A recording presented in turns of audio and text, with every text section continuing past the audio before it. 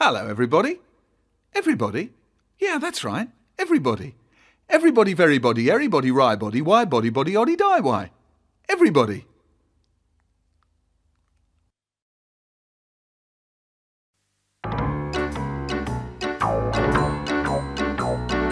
Mary had a little lamb, its fleece was white as snow.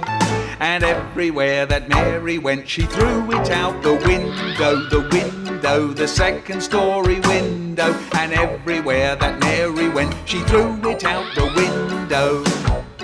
Remember Old Mother Hubbard?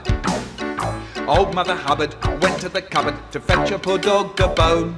But when she got there, the cupboard was bare, so she threw it out the window, the second story window. But when she got there, the cupboard was bare, so she threw it out the window. The grand old Duke of York. The grand old Duke of York, he had 10,000 men. He marched them up to the top of the hill and he threw them out the window, the second story window. He marched them up to the top of the hill and he threw them out the window. Yankee Doodle. Yankee Doodle came to town riding on a pony. He stuck a feather in his hat and he threw it out the window, the second story window. He stuck a feather in his hat and he threw it out the window. Simple Simon met a pieman going to the fair. Said Simple Simon to the pieman, throw me out the window, second story window. Said Simple Simon to the pieman, throw me out the window.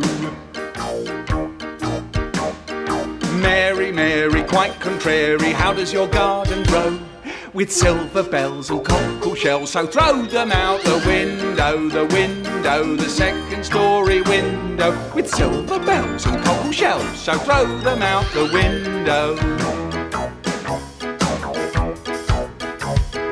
Jack and Jill went up the hill to fetch a pail of water. Jack fell down and broke his crown and he threw it out the window, the second story window. Jack fell down and broke his crown and he threw it out the window. How about little Jack Horner? Little Jack Horner sat in the corner eating his Christmas pie. He stuck in a thumb and he pulled out a plum and he threw it out the window, the second story window. He stuck in his thumb and he pulled out a plum and he threw it out the window. And how about poor old Humpty? Humpty Dumpty sat on a wall. Humpty Dumpty had a great fall. All the king's horses and all the king's men threw him out the window, the second story window.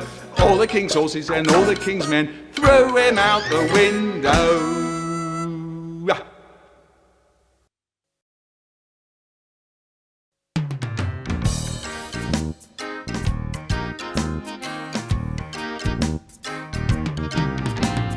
I like to eat apples and bananas. I like to eat apples and bananas. I like to eat apples and bananas. I like to eat apples and bananas. I like to eat apples and bananas. I like to eat apples and bananas. I like to eat apples and bananas. I like to eat apples and bananas. I like to oat apples and bananas. I like to oat apples and bananas. I like to oot apples and bananas. I like to oot apples and bananas. Now we're through with the apples and bananas. Now we're through with A-E-I-O-U.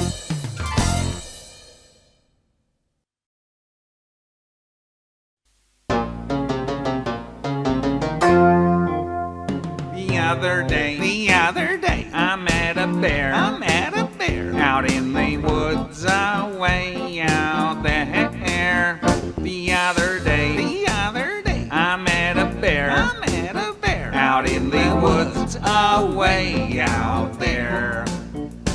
looked at me. He looked at me. I looked at him. I looked at him. He sized up me. I sized up him. He looked at me. He looked at me. I looked at him. I looked at him. He sized up me. I sized up him. He said to me. He said to me, why don't you run? why don't you run? I see you don't have any gun. He said to me. He said to me, Why don't you run? why don't you run? I see you don't have any gun. I said to him. I said to him, That's a good idea. that's a good idea. Come on now, feet, get out of here. I said to him. I said to him, That's a good idea. that's a good idea. Come on now, feet, get out of here. And so I ran And so I ran away from there. away from there. But right behind me came that bear. And so I ran And so I ran away from there. away from there. But right behind me came that bear.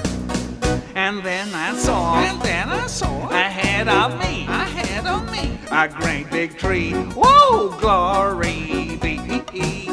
And then I saw ahead of me a great big tree. Oh, glory be. The lowest branch the lowest branch was 10 feet up. was 10 feet up. I'd have to jump and trust my luck. The lowest branch The lowest branch was 10 feet up. was 10 feet up. I'd have to jump and trust my luck. And so I jumped And so I jumped into the air, to the air. but missed the branch away up there. And so I jumped And so I jumped into the air, into the air. but missed the branch away up there.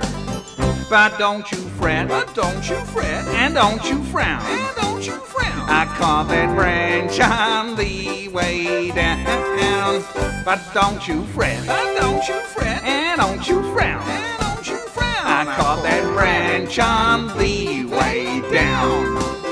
That's all there is. That's all there is. There ain't no more. There ain't no more. Unless I see that bear once more. That's all there is. That's all there is. There ain't no more. There ain't no more. Unless I see that bear once more.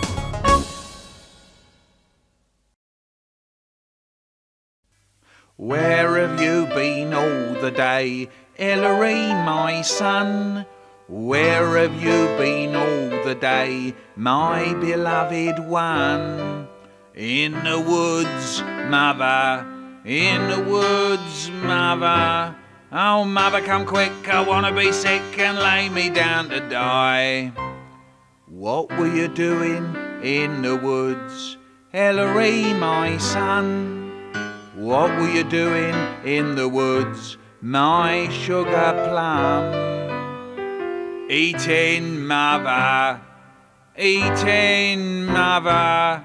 Oh, mother, come quick, I want to be sick and lay me down to die. What were you eating in the woods, Ellery, my son? What were you eating in the woods, my currant bun? Eels, mother, eels, mother. Oh, mother, come quick, I want to be sick and lay me down to die. What colour were these eels, Ellery, my son? What colour were these eels, my darling one? Green and yellow, green and yellow. Oh, mother, come quick, I want to be sick and lay me down to die. They weren't eels, they must have been snakes, Ellery, my son. They weren't eels, they must have been snakes, my honey bun. Ugh, mother, ugh, mother. Oh, mother, come quick, oh, mother, come quick, I think that I am dead. Ugh.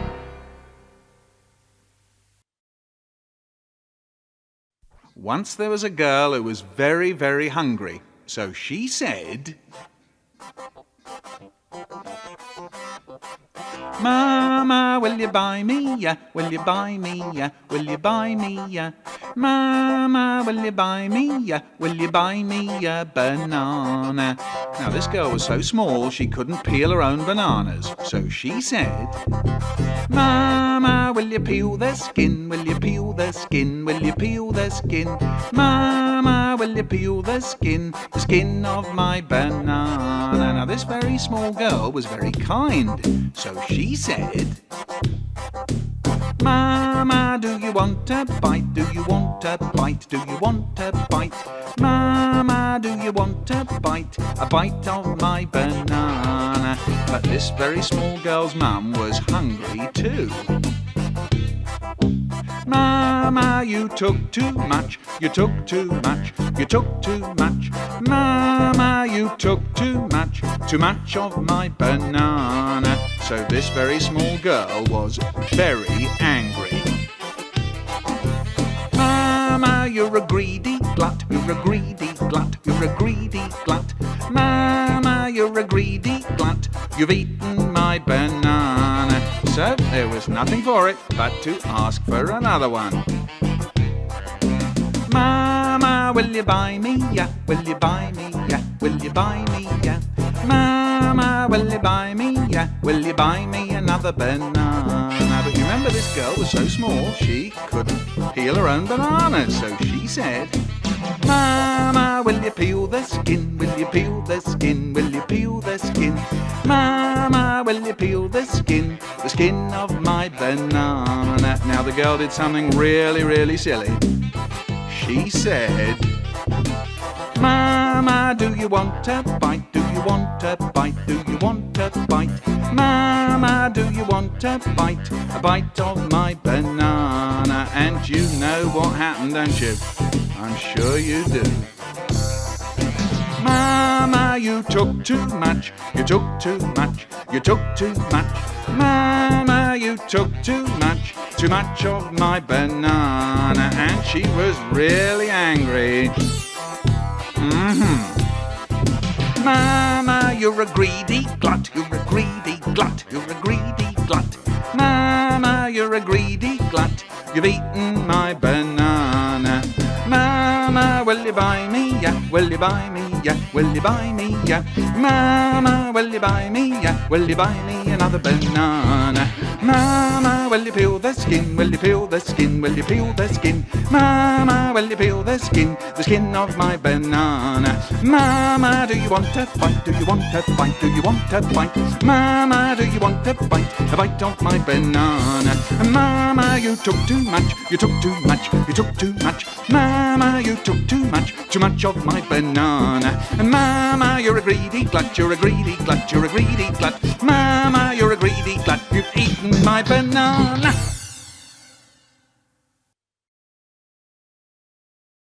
Here are the football results. League Division Fun. Manchester United won. Manchester City lost. Crystal Palace 2. Buckingham Palace 1. Everton 0. Liverpool's not very well either. Aldershot 2. Buffalo Bill shot 3. Wolves 8. A cheese roll and had a cup of tea 2. Millwall leads nowhere. Ipswich 1. Which one? I don't know. Ask my old man. My old man's a dustman, he wears a dustman's hat. He bought 2,000 tickets to see a football match. Yeah, Fatty passed to Skinny and Skinny passed it back. Fatty took a rotten shot and knocked the goalie flat. Where was the goalie when the ball was in the net? Halfway up the goalpost with his trousers round his neck, singing oompa, oompa, stick it up your jumper. Roll Britannia, marmalade and jam. We threw sausages at our old man. Well, what happened to him, poor old fella? We're going to find out. put him on the stretcher, they put him on the bed.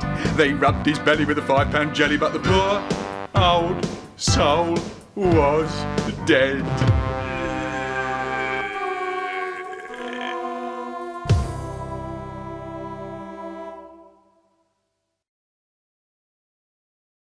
I got a terrible cold. I don't think I can go on with this one. I think I'm gonna sneeze. So just a minute.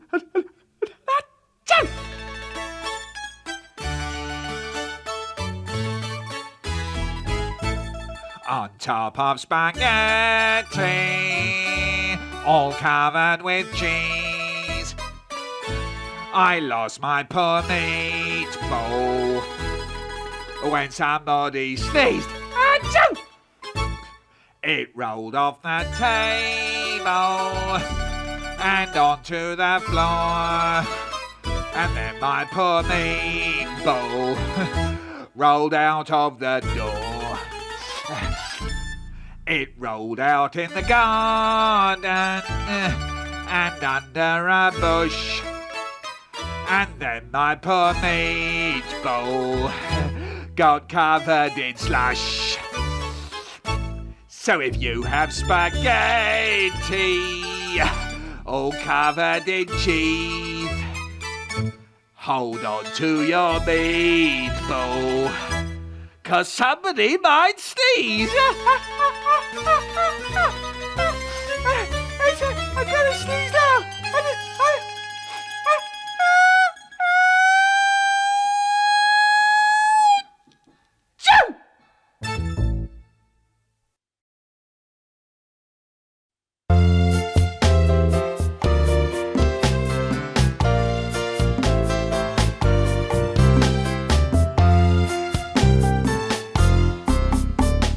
I had the German measles, I had them very bad. They wrapped me in a blanket and put me in a van. The van was very bumpy, I nearly tumbled out. And when I got to hospital, I heard a baby shout, "Mama, Dada, take me home from this little rusty home. I've been here a year or two, and now I want to stay with you." Oh, here comes a doctor, Dr. Brown, looking up and looking down. "Are you ill or are you not?" "Yes, I am, you stupid clot." Here comes Dr. Glanister, sliding down the banister. Halfway down he ripped his pants, and now he's doing a cha-cha dance. Dee-dee-dee-dee-dee-dee-da. Oh, Doctor, you are looking nice. Doctor, you're not wearing any trousers, Doctor.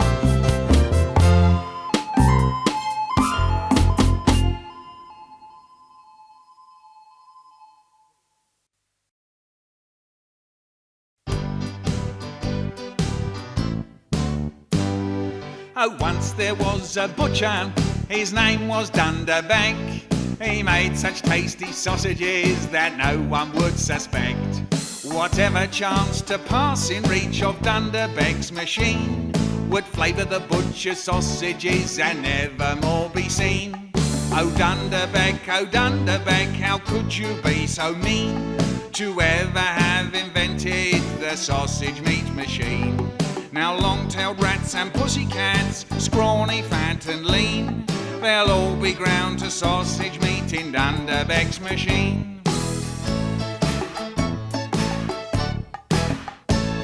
One sunny day a little boy came walking in the store. He bought a pound of sausages and made towards the door. Then he began to whistle, he whistled up a tune. The sausages, they jumped, they barked, they danced around the room. Today the thing got busted, the darn thing wouldn't go. And Dunderbeck, he crawled inside to see what made it so. His wife came walking in just then from shopping in the street. She brushed against the starting rod and Dunderbeck was meat. Bang!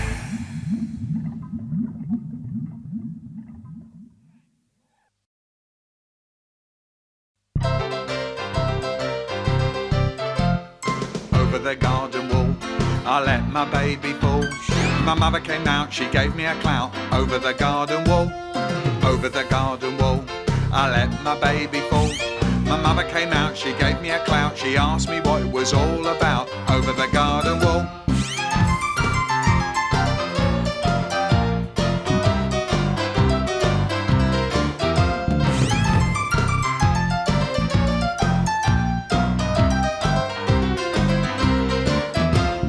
Over the garden wall, I let my baby fall. My mother came out, she gave me a clout. She gave me another to match the other. She asked me what it was all about. Over the garden wall.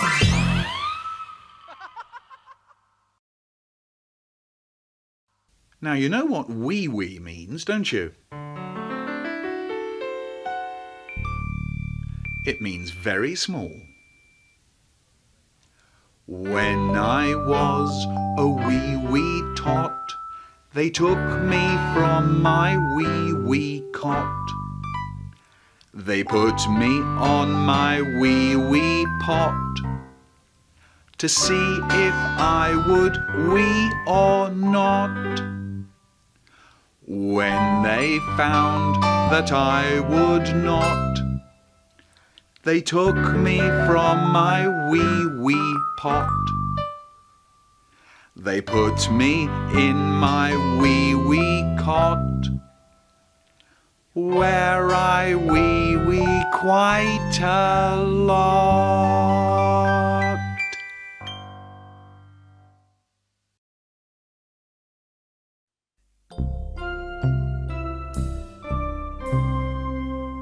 Twinkle, twinkle, little star, like an onion in a jar. Never sit on a nest of ants unless you're wearing cast iron pants. Twinkle, twinkle, little star, like an onion in a jar. Row, row, row your boat gently down the stream. If you see the crocodile, don't forget to scream. Ah! Row, row, row your boat gently down the stream. If you see the crocodile, don't forget to scream. Ding dong bell, pussy's in the well. If you don't believe me, go and have a smell. London Bridge is falling down, falling down, falling down. London Bridge is falling down, my hairy baby. Yankee Doodle came to town, riding on a Yeti. Stuck a feather in his hat and called it fresh spaghetti. This little piggy went to market, and this little piggy had some ants. And this little piggy went to Sainsbury's, and this little piggy went up in a lift, and this little piggy went wee, wee, wee, wee, wee. Oh no, I wet my pants!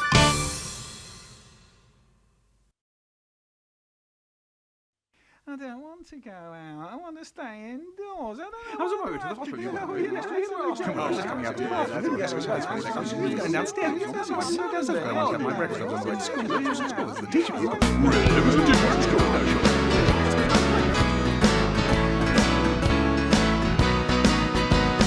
Jibber jabber, gabble babble, cackle clack and break. Twiddle twaddle, mutter stutter, utter splutter blate. Chatter patter, tattle prattle, chew the rag and crack.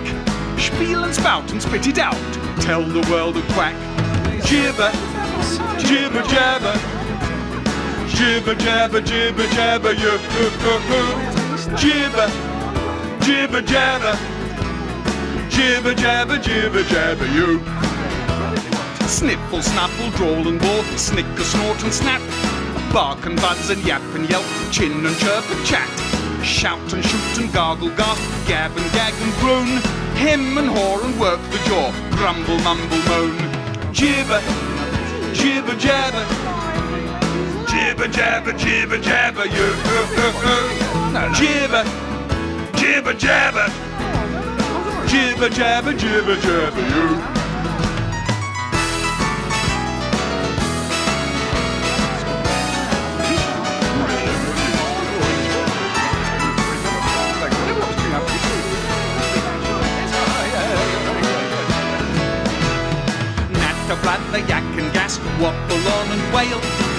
your case and spin a yarn, or rant and rave and rail. Beef and belly ache and bat, say your mouth will squawk. That is what some people do when they merely talk. Jibber, jibber jabber, jibber jabber, jibber jabber, jibber, jibber jabber, jibber jabber, jibber jabber, you. Jibber, jibber jabber, jibber jabber, jibber jabber, you. Jibber, jibber jabber, jibber jabber, jibber jabber, you. Jibber jabber, jibber jabber, you. No, it was a camel. I really like it. I want to stay indoors. I don't know. I was I worried. don't have to go. I I don't have to go. I don't have to go. Yes, I was funny. Like, I was going going downstairs.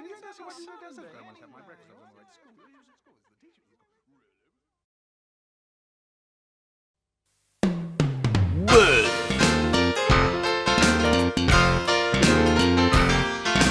Worms. Nobody loves me, everybody hates me. Guess I'll go and eat worms. Long, slim, slimy one, short, fat, juicy one, bitty, bitty, fuzzy, wuzzy worms. First you cut the heads off, then you suck the guts out. Oh, how they wiggle and squirm. Long, slim, slimy one, short, fat, juicy one, bitty, bitty, fuzzy, wuzzy worms. Wiggle goes the first one, goosh goes the second one. Sure don't wanna eat worms.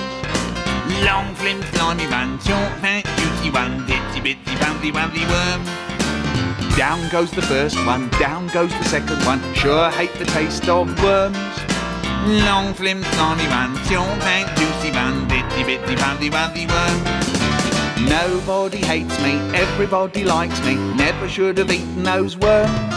Long, slim, slimy one, short, fat, juicy one, bitty, bitty, fuzzy, wuzzy worms. Woo! Up comes the first one, up comes the second one. Oh, how they wiggle and squirm. Long, slim, slimy one, short, fat, juicy one, itty, bitty, fuzzy, wuzzy, worms.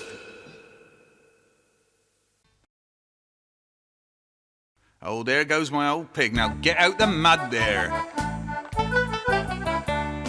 There was an old farmer, he had an old sow.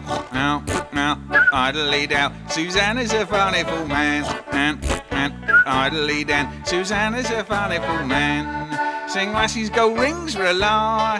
Susanna's a funny fool cow. Now, idly down. Susanna's a funny fool cow. Now this old sow, she had some figs, eggs, idly digs. Susanna's a funny fool man, and idly dan. Susanna's a funny fool man. Sing lassies go rings rely. Susanna's a funny fool cow. Now, idly down. Susanna's a funny fool cow. Now these little pigs, they had curly tails, idly dales. Susanna's a funny fool man, and idly dan. Susanna's a funny fool man. Sing lassies go rings rely. Susanna's a funny fool cow. Idly down. Susanna's a funny fool cow. Now these little pigs, they muddled them up, idly up. Susanna's a funny fool man, and idly dan. Susanna's a funny fool man. Sing lassies go rings rely. Susanna's a funny fool cow. Idly down. Susanna's a funny fool cow. Now these little pigs, they made the best bacon, idly dakin. Susanna's a funny fool man, and idly dan. Susanna's a funny fool man. Sing lassies go rings rely. Susanna's a funny fool cow. Idly down. Susanna's a funny fool cow. Now these little pigs, they grunted no more. Idly do. Susanna's a funny fool man, and idly dan. Susanna's a funny fool man.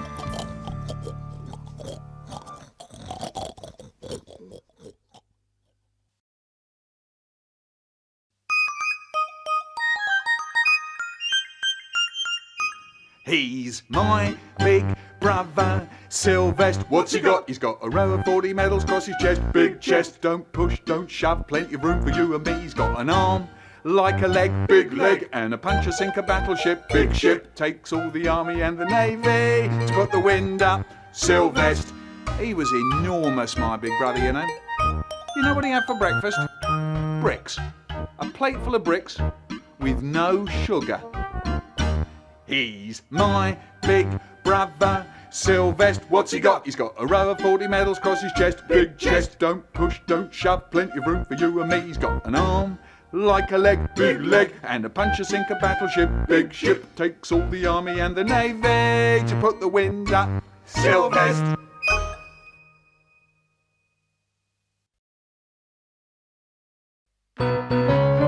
Do your ears hang low? Do they wobble to and fro? Can you tie them in a knot? Can you tie them in a bow? Can you throw them over your shoulder like a regimental soldier? Do your ears hang low? Do your ears hang high? Do they wave up in the sky? Do they crinkle when they're wet? Do they straighten when they're dry? Can you wave them at your neighbour with the minimum of labour? Do your ears hang high?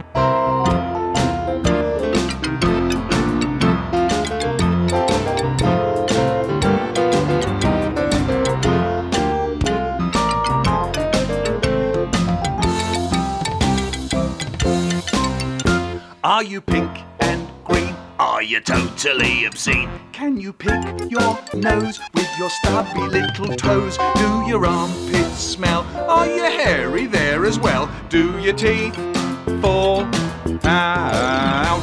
Does your belly button gleam? Does it let off purple steam? Is your earwax foul? Does your stomach groan and growl? Are your hands like jelly? Do they wobble like your belly? Do they look like me?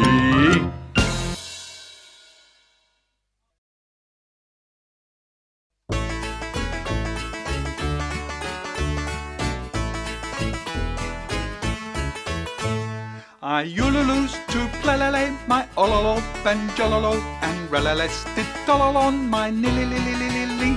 But nalalow, my strillilings are brololo, canalan, it's nololo, more ululus to milli.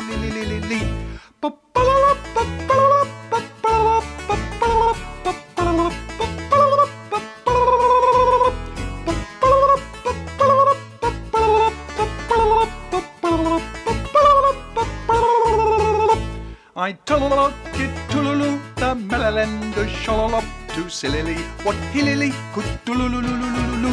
He salaled, your strillilings are brololo, canaland, it's nololo, more ululus to ulululululu.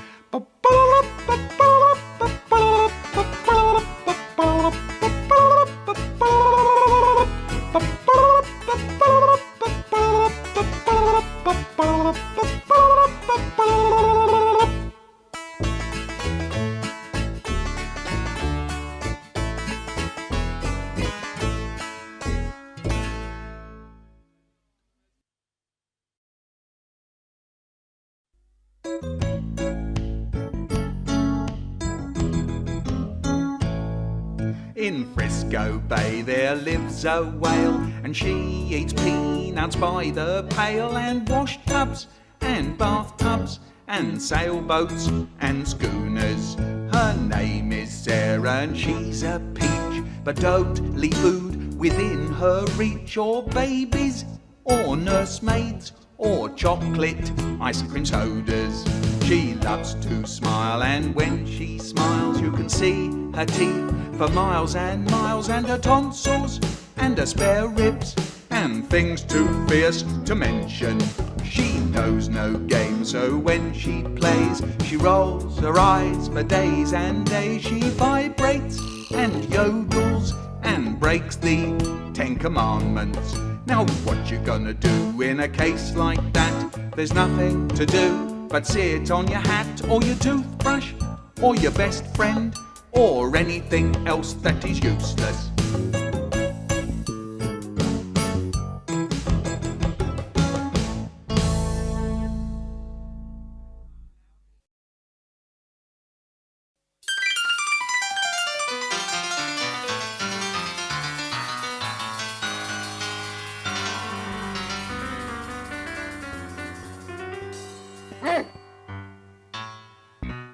One man went to mow a meadow. One man and his supersonic sausage dog with rubber suckers on its feet and metal caps upon its teeth went to mow a meadow. Two men went to mow a meadow. Two men, one man and his supersonic sausage dog with rubber suckers on its feet and metal caps upon its teeth went to mow a meadow. Three men went to mow a meadow. Three men, two men, one man and his supersonic sausage dog with rubber suckers on its feet and metal caps upon its teeth went to mow a meadow. Four men went to mow a meadow. Four men, three men, two men, one man and his supersonic sausage dog with rubber suckers on its feet and metal caps upon its teeth went to mow a meadow. Five men went to mow a meadow. Five men, four men, three men, two men, one man and his supersonic sausage dog with rubber suckers on its feet and metal caps upon its teeth went to mow a meadow. Six men went to mow a meadow. Six men, five men, four men, three men, two men, one man and his supersonic sausage dog with rubber suckers on its teeth, metal caps upon its teeth went to mow a meadow. Seven men went to mow a meadow. Seven men, six men, five men, four men, three men, two men, one man and his supersonic sausage dog with rubber went to mow a meadow. Eight men went to mow a meadow. Eight men, seven men, six men, five men, four men, three men, two men, one man and his supersonic sausage dog with rubber suckers on its feet and metal caps upon its teeth went to mow a meadow. Nine men went to mow a meadow. Nine men, eight men, seven men, six men, five men, four men, three men, two men, one man and his supersonic sausage dog with rubber suckers on its feet and metal caps upon its teeth went to mow a meadow. 10 men went to mow a meadow. 10 men, 9 men, 8 men, 7 men, 6 men, 5 men, 4 men, 3 men, 2 men, 1 man, and his supersonic sausage dog with rubber suckers on his feet and metal caps upon his teeth went to mow a meadow.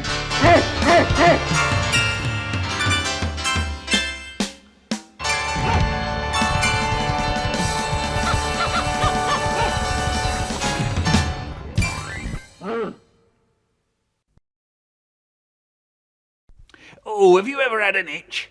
Oh, I have. I've got them all over. And you know what the best thing to do with an itch is? Is to give it a right good old scratch. Oh, I've got one right in the middle of my back right now. Get the old thumb in and... Oh, that's better, yeah. Right. Now, here goes. Bugs go wild, simply wild, over me. I'm referring to the bed bugs and the fleas. Every morning, noon and night, all the bugs, how they do bite. Bugs go wild, simply wild, over me. In the morning on my pillowcase, a daddy longlegs stares me in the face. In me underpants and shoes, they assemble for a snooze. Bugs go wild, simply wild, over me. Oh, they do, they do. When I sit down to rest on a hike, there are ants running left and running right. There are spiders in me hair and mosquitoes everywhere. Bugs go wild, simply wild. They go bonkers when they're riled. Bugs go wild, simply wild, over me.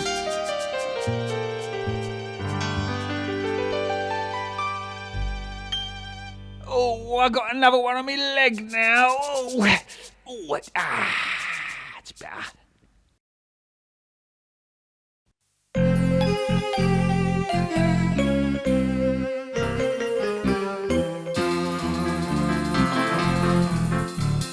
Plainsy had an auntie very poor. One day she said to Plainsy, get down and scrub the floor. Plainsy didn't like it, he went upstairs to bed, fell right down the banister and landed on his head. Bang! More work for the undertaker, another little job for the tombstone maker. In the local cemetery, on a tombstone you will see Plainsy, R.I.P. Plainsy went to the station without a hat or coat, went sliding down the railway track on a bar of sunlight soap. Along came a runaway engine right on Plainsy's track, and would you believe he rolled up his sleeves and he pushed that engine back. Bang! More work for the undertaker, another little job for the tombstone maker. In the local cemetery, on a tombstone you will see Plainsy, R.I.P.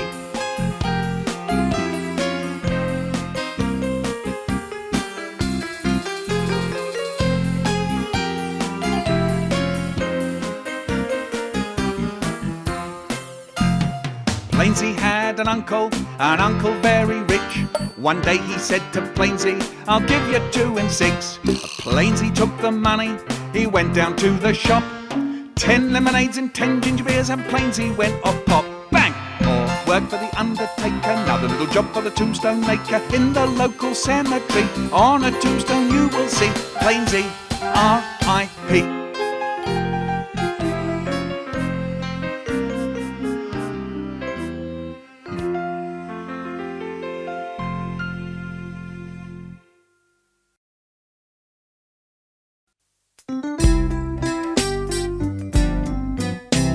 I know an old bloke, and his name is Lord Jim, and he had a wife who threw tomatoes at him. Now tomatoes are juicy, don't injure the skin, but these ones they did, they was inside a tin. Oh Gerard, what'd you say? For the Queen of Society lives down our way. Oh Gerard, what'd you say? For the Queen of Society lives down our way. I know an old lady, her name is Miss Brown. She was having a bath, she couldn't come down. She said that she would be down in a tick. She slipped on the soap, she did come down quick. Oh Gerard, what'd you say? For the Queen of Society lives down our way. Oh Gerard, what'd you say? For the Queen of Society lives down our way. Oh Gerard, what'd you say? For the Queen of Society lives down our way.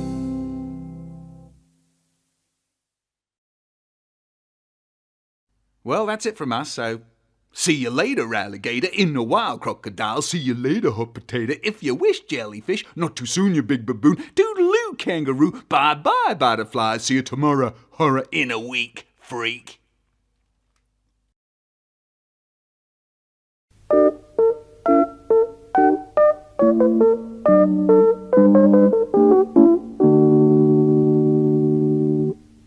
Hairy tales and nursery crimes. Things on this tape aren't quite what they seem to be. You listen. Hey diddle diddle, the cat and the fiddle, the cow jumped over the moon. The little dog laughed to see such fun, and the dish ran away with the chocolate biscuits. What? Pussycat, pussycat, where have you been? I've been to London to look at the bean. Pussycat, pussycat, what did you there? I frightened a little mouse under her hair.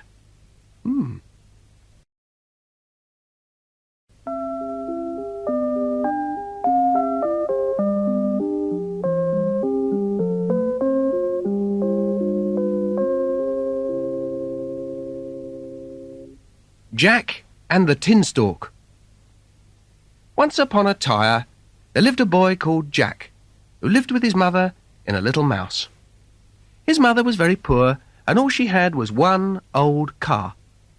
Now, one day, Jack's mother got up, and there wasn't a scrap of food left in the whole mouse. So she said to Jack, "Jack, get up, we've got to sell the car." So Jack got up and took the car to market to sell it. When he got there, he went up to a man and said, "Excuse me, would you like to buy a car?" "Yes," said the man. "How much?" said Jack. "A bag of magic tins," said the man. So Jack gave the man the car, and the man gave Jack the bag of magic tins. When Jack got back to his mother's mouse, his mother said, "Did you sell the car?" And Jack said, "Yes, Mump." "Can I have the money then?" she said. And Jack handed over the bag of magic tins. "What's this?" she said. "Magic tins," said Jack. "Tins? Tins, she said. They're no good. We can't eat tins. Oh, dear. What are we going to glue now? At that, she threw the magic tins out of the windbag into the garden. Then she sent Jack upstairs to bread. In the morning, when Jack broke up, he looked out of the windbag, and there was a great big tin stalk growing where his mother had thrown the tins. When Jack saw that, he thought, I would like to climb that tin stalk. So he climbed out of his breadroom and up the tin stalk, up, up, up, until he got to the pop. When he got there in front of him was a huge car sale. So he walked up to the gates of the car sale, and there was a great big woman standing there who said, You can come in if you like, but look out, because my husband will be back soon, and he is a giant, and if he sees you, he'll wobble you up for his dinner. And then the woman gave Jack some bread and butter and a cup of tea. Just then there was an awful sound. Quick, said the woman, you must hide. Here comes my husband. And she helped Jack into the cupboard under the stink. Then the giant came in. He was singing, Fee, fi, fo, fum, I smell the blood of an English bum. Well, there's nothing here, said the woman. And so the giant sat down to eat a huge plate of fish and chips. Just then the giant said to the woman, I want to count my honey. Where's my honey? And so the woman went off and got the giant's honey bags. And then the giant sat down and counted his honey bags till he got so tired he went to sleep. At that, Jack came from out of the cupboard under the stink, and he upped and grabbed some of those honey bags, and off he went as fast as his eggs could carry him, and on down the tin stalk. When he got back to his mother's mouse, he said, Mump, Mump, look what I've got. And he showed her the honey bags. She was very pleased and put half in the fridge and half in the sneezer. The next day, when Jack broke up, he climbed up the tin stalk once again. And when he got to the car sale gates, the woman said to Jack, Go away. My husband will be back soon, and if he finds you, he will heat you up. But Jack said, Please let me in. And they did. And then the woman sat Jack down and gave him something to eat, a glass of ginger beer and a great big chocolate kick. Just then they heard the giant coming. Jack rushed to the cupboard under the stink, and in came the giant. Fee, fi, fo, fum, I smell the blood of an English bum. Well, there's nothing here, said the woman. And so the giant sat down to eat a huge plate of potatoes, Brussels snouts, and a huge leg of cork. After a while he said, Bring me my magic hen that lays golden legs. And so off went the woman to get it. And when she brought it back, the giant said, Lay. And the magic hen laid a golden leg. The giant then ate it. After this, the giant got a bit tired and went to sleep. Then Jack came out from the cupboard under the stink, and he upped and grabbed the magic hen, and off he went as fast as his eggs could carry him, and on down the tin stalk. Mother, Mother, he said, look what I've got. And he put the magic hen down. Lay, he said, and the hen laid a golden leg. And every time they ever wanted a golden leg, all they had to do was say, Lay. But Jack wanted more. So the next day he climbed up the tin stalk once again. When he got to the gates of the car sale, this time he waited. So the woman came out to clean the cars, and as she went to fill a bucket of daughter, Jack crept in through the door and hid in the cupboard under the stink. Not long after, in came the woman. And not long after that, in came the giant. Fee, fi, fo, fum, I smell the blood of an English bum. Be it alive or be it dead, I'll grind its bones to make my bed. Well, there's nothing here, said the woman. But the giant didn't believe her. It's here somewhere, he said, and off he went round the kitchen. He cooked everywhere for it, but the one place he didn't cook was the cupboard under the stink. So then the giant sat down to eat. He ate a huge plate of sausage dolls, legs and bacon, scream cake, and he drank a huge jug of orange wash. When he had finished, he said, Bring me my magic bark. And off went the giant's wife to get it. But she was so long getting it, the giant was fast asleep by the time she got back with it. And as soon as he could, Jack crept out of the cupboard under the stink, and he upped and grabbed the magic bark, and away he ran. But the bark called out, "Woof! Help! Woof!" And the giant woke up just in time to see Jack running off with his magic bark. So up gets the giant, and he's after Jack. Jack ran, but the giant was catching up, nearer and nearer, until Jack got to the top of the tin stalk, and down he climbed. Then the giant got to the top of the tin stalk too. At first he didn't feel like climbing down, but the bark called out, "Woof! Help! Woof!" And so the giant started coming down the tin stalk after Jack, and the whole tin stalk was shaking from the weight of the giant, but the giant was getting nearer and nearer. But Jack got to the ground first, and he ran up to his mother and he said, "Mother, mother, get the snacks." And his mother ran out of the mouse with the snacks in her hand, a plate of sandwiches. So Jack took the sandwiches, and they cast an evil smell on the giant. And the giant roared out, "Fee-fi-fo-fum, I smell..." So Jack's mother ran inside to get some nice smelly stuff to squirt all over the plate. But she did better than that. She picked up the fly killer instead, and she squirted that all over the giant. Down crashed the giant, and the tin stalk on top of him. So that was the end of the giant. So Jack and his mother and the sandwiches ate up the honey bags, the magic hen laid golden eggs, the magic bark barked, and they all lived happily ever after.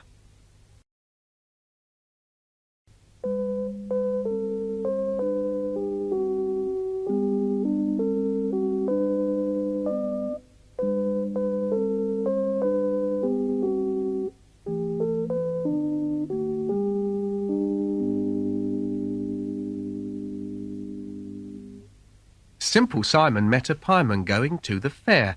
Said Simple Simon to the pieman, "What you got there?" Said the pieman to Simple Simon, "I've got a load of pies." Said Simple Simon to the pieman, They're all covered in flies." Old Mother Hubbard went to the cupboard to fetch her poor dog a bone. When she got there, the cupboard was bare, so the poor dog had a moan.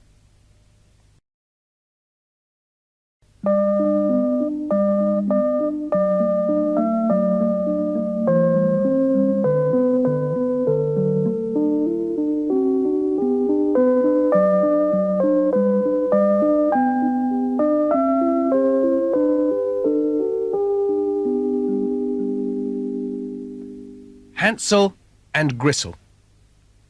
Once upon a time, in the middle of a forest, there lived a poor wood nutter and his woof. They lived in a little wooden sausage with their 2 children, Hansel and Grisel. One was called Hansel because he had huge hands, and the other was called Grisel because it was all gristly. One day the wood nutter came home and he says, "I've been nutting wood all day long, but I couldn't sell Lenny." No one knew who Lenny was, no one asked him, and no one has ever found out. Anyway, that night the children went to bed with Puffin to eat. Downstairs, the wood nutter and Woof talked. The wood nutter says, "How can we feed the children? They've gone to bed with Puffin to eat again." "Quite," says Woof. "That's what I was thinking. There's only one thing we can do. Take them off to the forest and leave them there." "Oh, but that would be terrible," said the wood nutter. "They might die of cold. They'd sneeze to death out there, or they might starve and die of starvation." "Well," said Woof, "they might die of starvation here. We've got no money because you went nutting wood all day and couldn't sell Lenny." "Oh, there's Lenny again." What the wood nutter and Woof didn't know was that Hansel and Grisel were still a cake, and they could hear everything the wood nutter and Woof were sighing. Later, that night, when every bun was in bed asleep, Hansel crept downstairs, out into the garden, and filled his rockets full of phones, and then crept back to bed. The next day, Woof said, "Right, children, today we're all going to the forest to nut wood." They all left the little wooden sausage, and off they went. As they walked along, Woof noticed that Hansel kept stopping. "Keep up, Hansel," Woof said. what Wolf didn't notice was that Hansel was taking the phones out of his rocket and dropping them on the ground. They walked and walked and walked, until in the end they hopped. "Well," said Wolf, "you two stay here, or we've got to go off and nut some wood." And off they went. Hansel and Grisel played together for a bit, till they felt so tired they lay down and fell asleep. When they poke up, it was bark, and they were all a bone. Grisel didn't know where it was, but Hansel said, "Don't worry, leave it to me." And there, shining in the spoonlight, were the phones, all the way back home. When they got back, their father was very pleased to see them, but Wolf was very cross. "Oh, you wicked children! Why did you sweep so wrong in the forest? We thought you'd never get back home." That night, the Woodnutter and Wolf sat and talked again. "Well," said Wolf, "we'll just have to try again. We'll take them a long way, bleep into the forest." Upstairs, Hansel and Grisel were still a cake, and they could fear everything their father and Wolf were sighing. So later, when every bun was in bed, Hansel stared down crept. But this time, the sausage door was locked. He couldn't get out. Sadly, he went back to bed. Early in the morning, Wolf got the two children up. "Right, we're all going off to the forest again to nut wood. Here's some bread for you to eat when we get there." And off they went. As they walked along, Hansel broke off little boots of bread and dropped them on the ground behind them. "Hansel," said his father, "why do you keep shopping?" "I'm not shopping," said Hansel. "We haven't got any money. You couldn't sell Lenny, remember?" "Who's Lenny?" said the Woodnutter. "Keep up, Hansel," said Wolf. They went bleeper and bleeper into the forest to a place they'd never seen before or five. "We're just going off to nut some wood. We'll come and get you before it gets dark," said Wolf. And off they went. Hansel and Grisel played for a pile, and then, when they smelt tired, they went to sleep. When they poke up, it was bark. "Don't worry, Grisel," said Hansel. "All we have to do is follow the boots of bread." "What boots? What bread?" said Grisel. "I croak up my bread into little boots," said Hansel. "All we have to do is follow the credbums." But when they started to look for the credbums, there weren't Lenny. "Hello, Lenny." You see, all the birds of the forest had eaten them. So they walked and walked, lay down, walked and walked and walked, but they were lost. They walked some more, and suddenly they came upon a little house. The wales of the house were made of gingerbread. The windnose were made of sugar, and the tires on the roof were made of chocolate. Hansel and Grisel were so hungry that they ran up to the house and started to break off bits of the chocolate tires and sugar windnose. Then all of a sudden, a little old ladle came out of the house. "Oh, what dear little children! Come in, come in. You look so hungry. I'll give you something to beat." She took them inside and gave them a huge pile of cancakes. Hansel and Grisel thought they were very lucky. What they didn't know was that the little old ladle was really a wicked itch that lay in wait for children. The itch then killed them to eat. When Hansel and Grisel finished their cancakes, the itch took hold of Hansel's hand, which was very easy considering how big it was, and before he knew what had happened, the itch threw him into a rage in the corner of the room.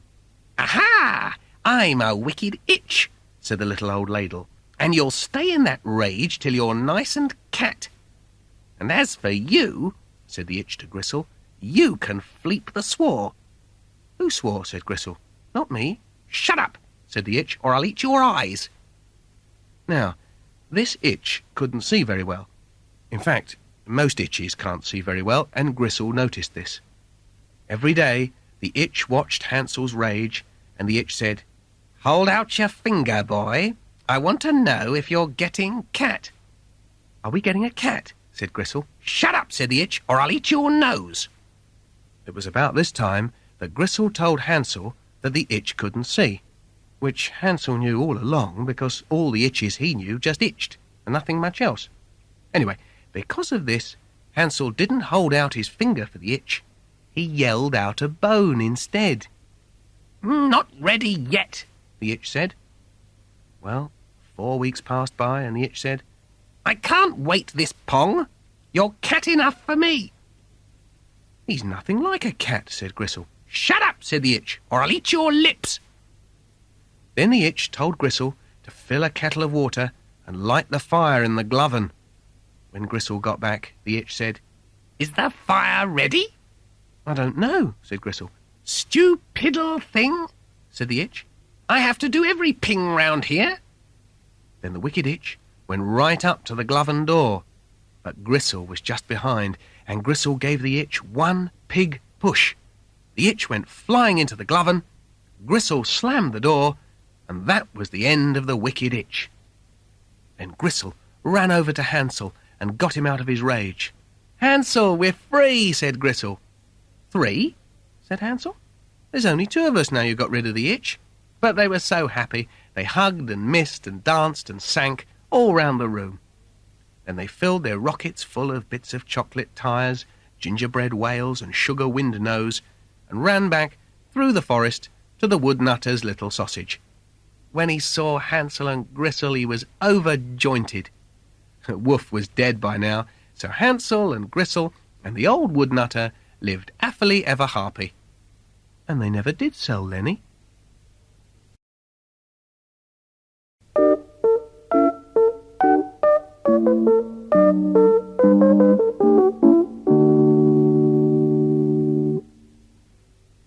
Yankee Doodle came to town riding on a Yeti.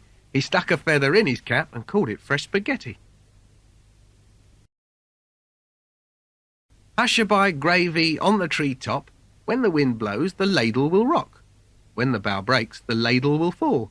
Down will come gravy, ladle and all. 30 days hath September, and the rest I can't remember.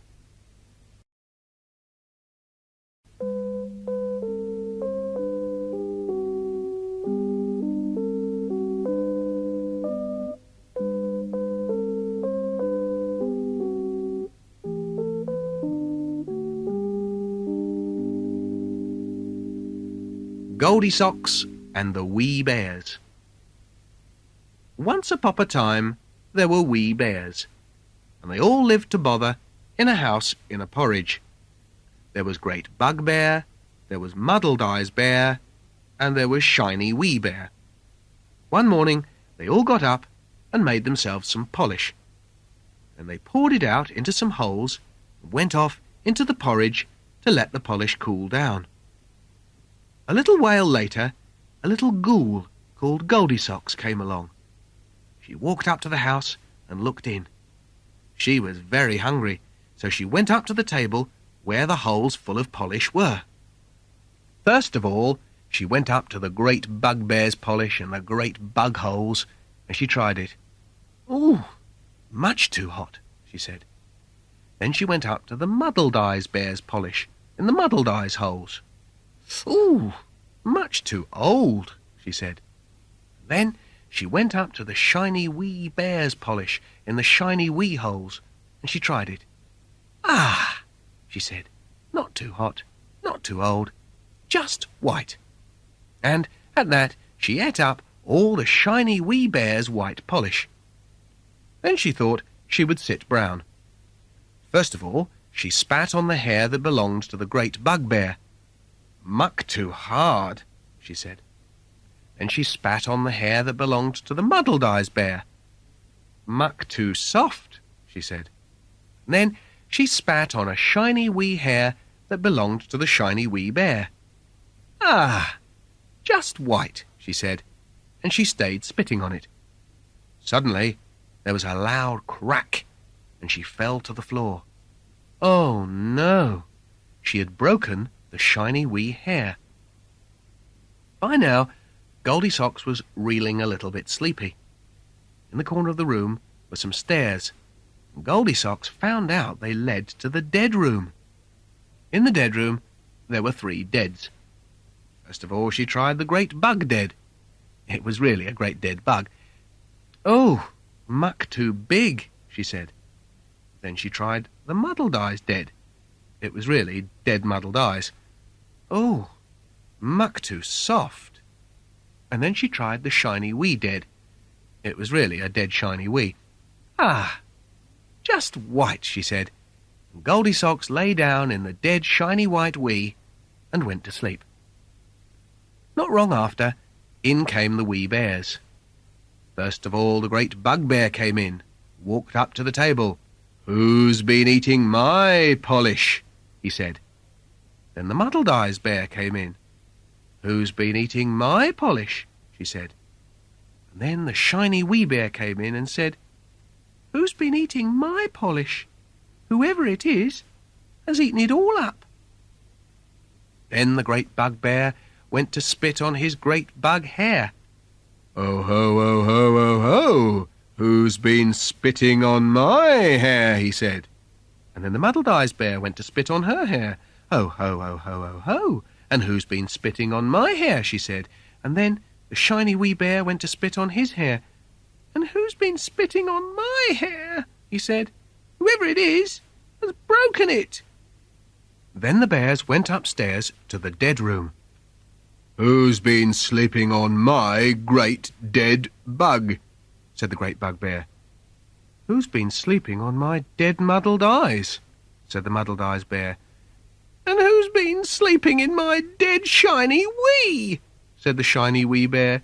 "And whoever it is still there." At that, Goldie Socks choked up.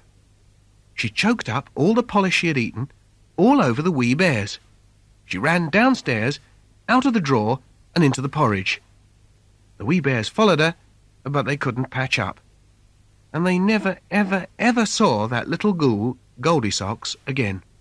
But that was mostly because they were still covered in polish and couldn't see a thing anyway.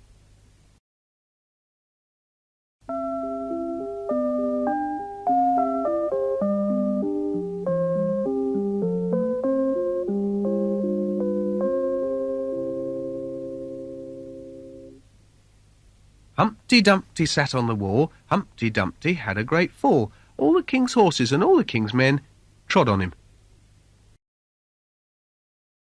Little Bo Peep has lost her sheep and doesn't know where to find them. Leave them alone and they'll come home, wagging their snails behind them. This little pig went to market. This little pig ate some ants. This little pig went to Sainsbury's. This little pig went up in a lift. And this little pig went wee, wee, wee, wee, wee. Oh no, I've wet my pants.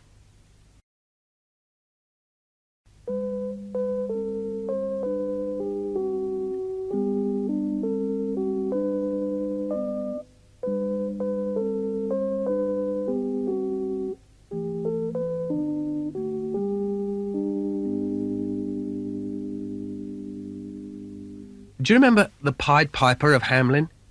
Well, this one's the Fried Pepper of Hamelin. Hats! They fought the dogs and killed the cats and bit the babies in the cradles and ate the cheese out of the vats and licked the soup from the cook's own ladles. In the town of Hamelin there was a plague of hats, thousands of them, and they were driving the people bad. Finally, the townspeople went to see the mayor. "Get rid of the hats," they said. "We pay you to do a job, so do it, or we'll get rid of you." So the mayor and the rest of the town council sat down to work out how to get rid of the hats. They sat, getting nowhere. Suddenly, there was a clock at the door. "Come in," said the mayor, and there in the doorway was a very strange figure. He wore a long goat, half yellow, half bread. He was very tall and thin, with sharp blue eyes and smiling south. He walked up to the town council stable and said, "Please, sir, I can make all creatures that live on birth follow after me. I use a secret charm on any animal that creeps, swims, flies or runs. Mostly I use it on things like moles, toads, newts and snakes. People call me the Fried Pepper." It was then that the mayor noticed that he was wearing a red and yellow scarf round his neck, and on the end of the scarf was a pepper. "I've got rid of gnats in Cham, umpire bats in Asia, and I'll get rid of your hats if you pay me 1,000 pines." "Don't say 1,000, said the mayor. "Say 50,000. And at that, the fried pepper stepped out onto the treats of Hamlin with a little mile on his face. Then he played 3 knights on his pepper. There was a sound like a whole army muttering, and the muttering grew to a grumbling, and the grumbling grew to a mighty rumbling, and out of the houses the hats came tumbling, great hats, small hats, lean hats, brawny hats, brown hats, black hats, grey hats, tawny hats. And then the fried pepper led the hats, dancing through the treats, up to the Shiver Bank. There they all dived in and drowned, except one hat that lived to tell the tale. You should have heard the people of Hamlin then. They rang the church smells and shouted and cheered. The mayor told every fun to get long poles to poke out the hats' nests. He ordered carpenters and builders to make sure there wasn't a think left in town that showed there was once a plague of hats. And suddenly, up popped the pepper. The pepper didn't pop, though. "Where's my 1,000 pines?" he said.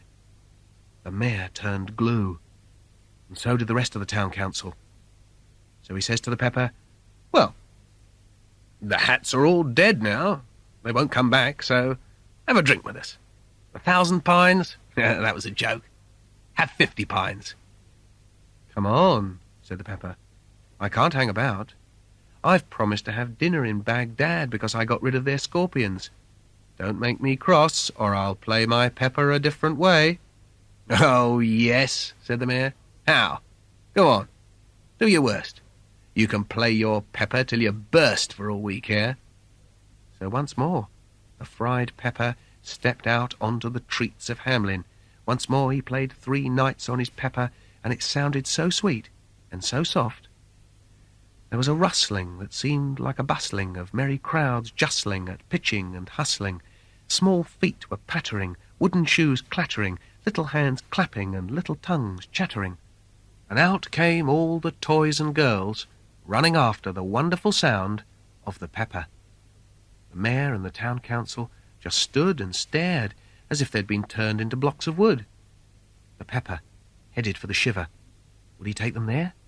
No, he headed for the hills, the toys and girls behind him all the way. "He'll stop. He won't be able to carry on," people were saying, but they were wrong. When the pepper and the toys and girls reached the side of the mountain, the rocks opened up. The fried pepper went in through the hole, and the toys and girls followed it after. Every one. And then the hole in the side of the mountain shut tight behind them. Actually, not quite everyone. One toy that was lame got left behind, and for years and ears after, it'd say, "This town's boring ever since my mates have gone. I can never forget the things that Pepper promised me.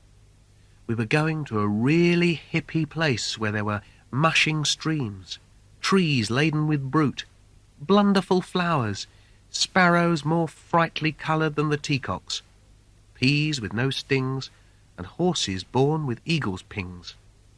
I even believed my foot would get butter. And then suddenly everything slopped, and I was standing outside on the hill." Well, after this, the mayor sent passengers all over the world to find the fried pepper, offering him all the honey he wanted if he'd bring the toys and girls back. But he never did, and the people never saw the toys and girls again. They even named the treat where they last saw them Fried Pepper Treat. And it doesn't taste very nice, I can tell you. They wrote the whole story on a monument and painted a picture of it on the window of their church. And that's the end of the story, except to say that there's a tribe of people in a plate called Transylvania who wear mad clothes, and they say that their muzzles and lavas once came out of an underground prison because they were mistaken there from the town of Hamlin. How or why, they don't know. And the moral of the story is, never break your promister and missus, especially promister and missus, to peppers.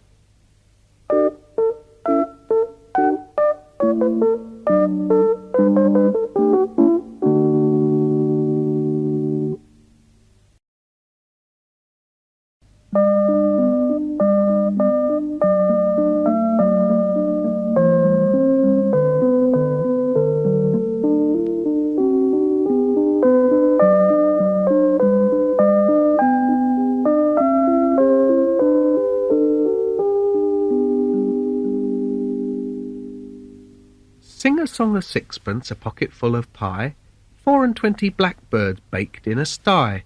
When the sty was opened, the birds began to sing. Wasn't that a dainty fish to set before the king? The king was in his counting-house, counting out his tummy. The queen was in the parlour, eating bread and bunny. The maid was in the garden, hanging out her nose, when down came a blackbird and pecked off her clothes. Wee Willie Winkie runs through the town, with his knickers hanging down.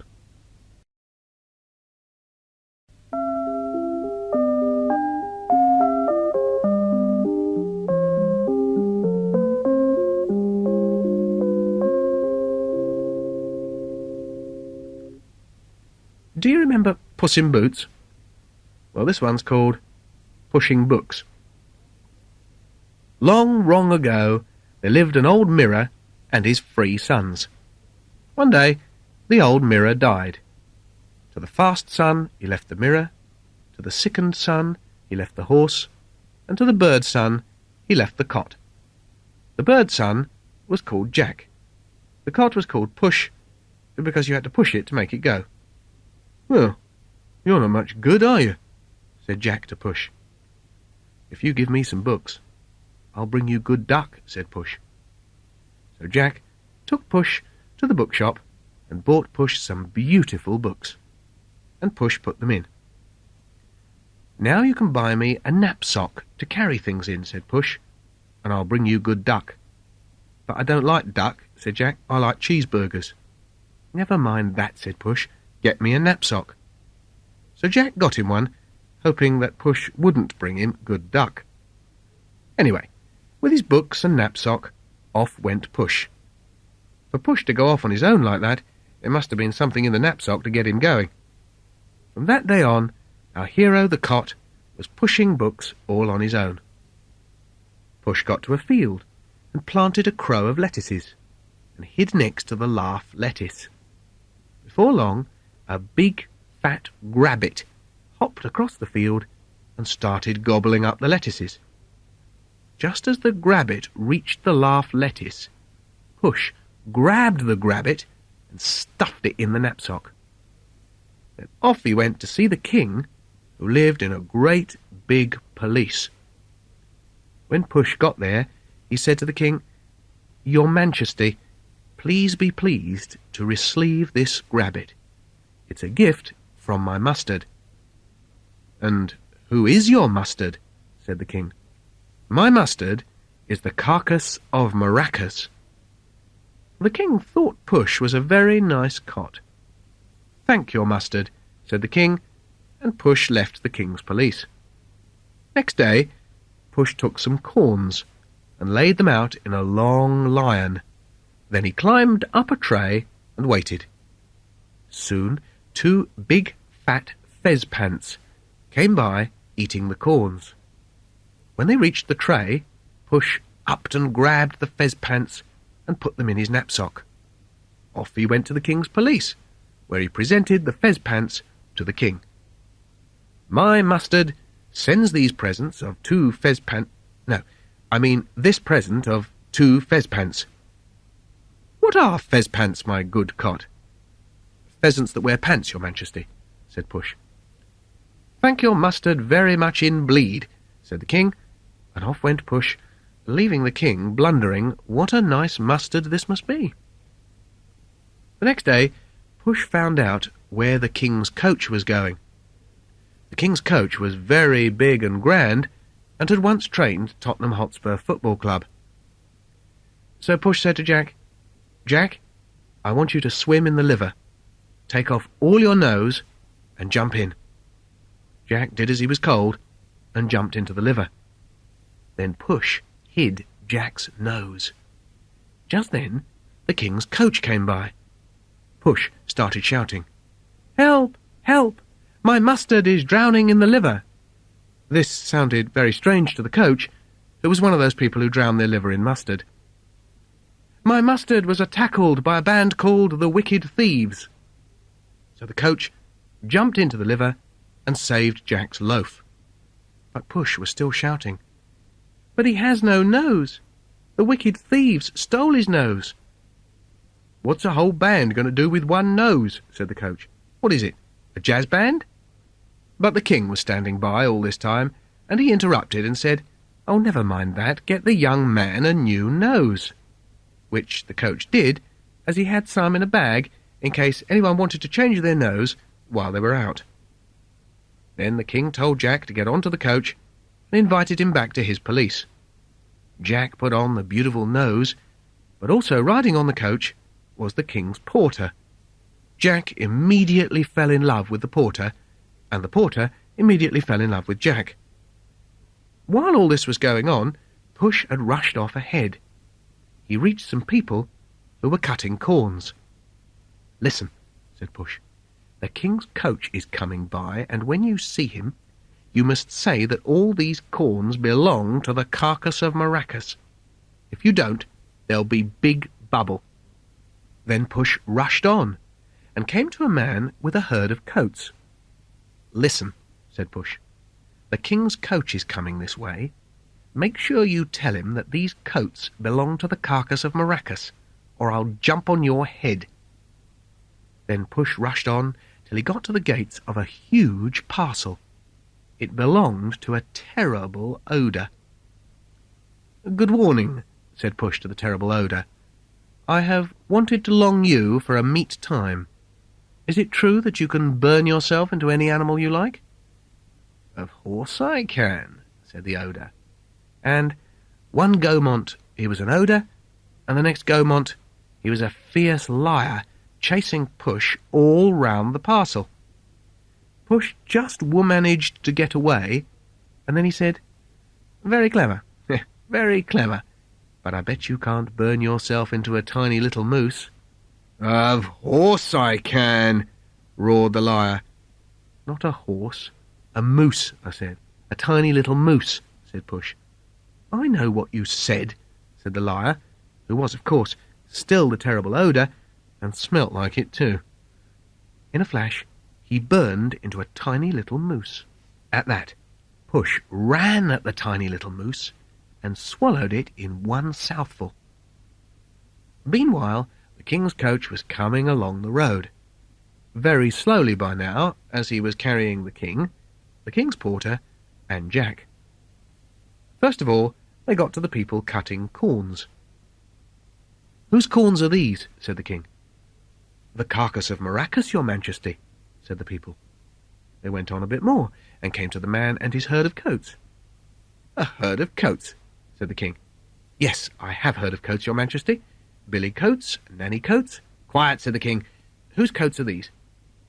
"The carcass of Maracas, your majesty." "This is incredible," said the king, and they rode on. Soon they came to the gates of the huge parcel. Push was there to meet them. "Whose parcel is this?" said the king. "This is my mustard's parcel, the carcass of Maracas." Push had prepared a huge beast for everyone to eat, so the king turned to Jack and he said, "Jack, I don't want you to just be the carcass of Maracas. I want you to be a rinse. Rinse Jack." "Certainly, your majesty," said the coach, and he rinsed Jack in the washing machine. Rinse Jack married the king's porter, and the king took Push on one side and said to him, "You can become moose catcher in chief." "But I'm pushing books these days, your majesty. I don't think I've got time to catch any more tiny little mooses." "Well, do what you can," said the king. "And I think he's done very well, because you don't see many tiny little mooses about these days, do you?"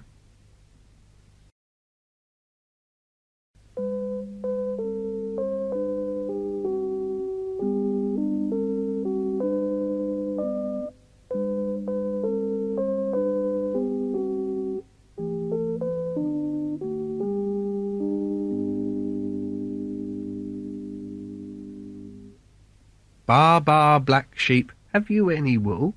Yes, sir, 3 bags full. None for the master, none for the dame, and 1 for the little boy who lives down the drain. Jack and Jill went up the hill to fetch a pail of water. Jack fell down and broke his crown, and Jill came under water. Mary, Mary, quite contrary, how does your garden grow? With silver bells and cockle shells and pretty maids all up your nose.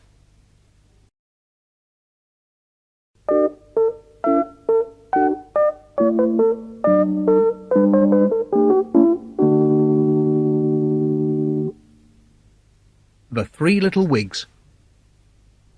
Once upon a slime, there were 3 little wigs. One day they set out to seek their 4 tunes. They walked along a long, dusty toad. Soon they came to a Nan carrying a big bundle of straw. "Who?" said one little wig. "I would like to build a horse out of straw." And so he asked the Nan to give him some. "Yes," said Nan, and the little wig built himself a horse made out of straw. The other 2 little wigs walked on down the dusty toad, when all of a sudden they came up to a Nan carrying a big bundle of wood. "Who?" said one of the little wigs. "I would like to build a horse out of wood." And so he asked the Nan to give him some.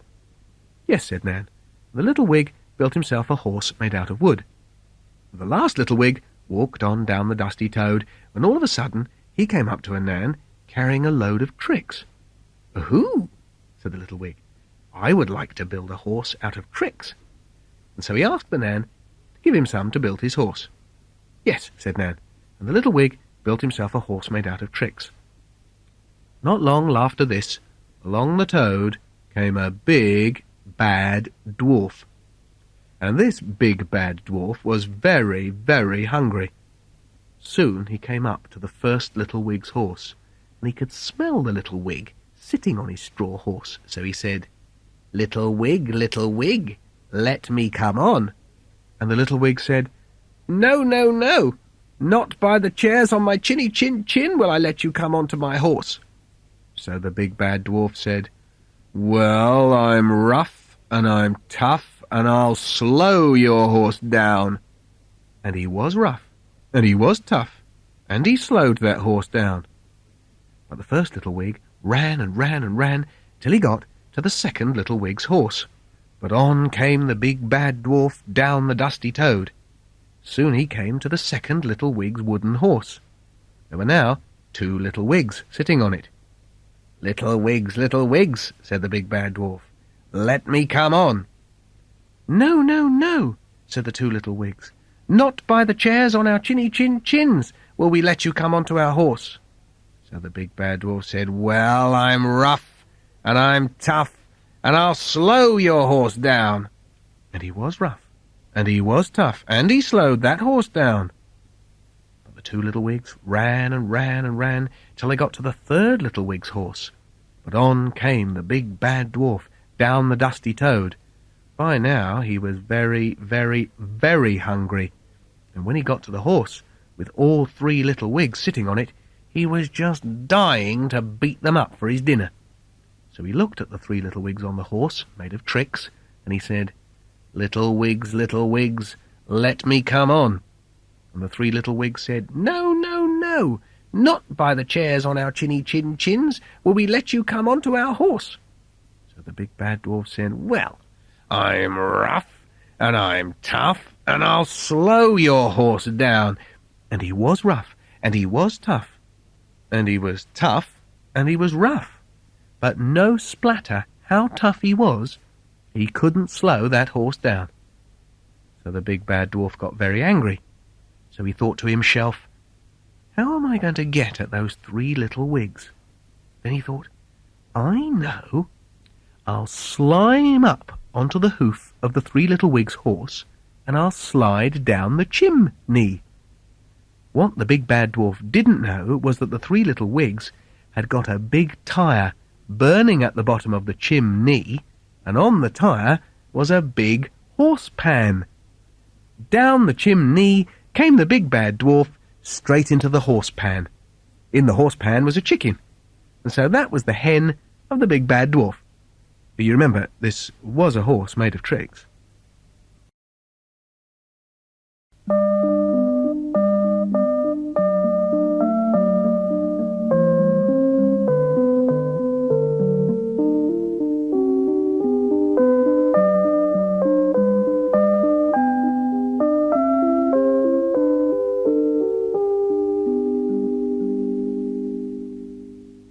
London Bridge is falling down, falling down, falling down. London Bridge is falling down, my hairy baby. See whether you can say this 3 times quickly. He tells tea towels on the seesaw. The towels that he tells are tea towels, I'm sure. He tells tea tales on the seesaw. The tales that he tells are tea tales, I'm sure. He sells tea towels on the seesaw. The towels that he sells are tea towels, I'm sure.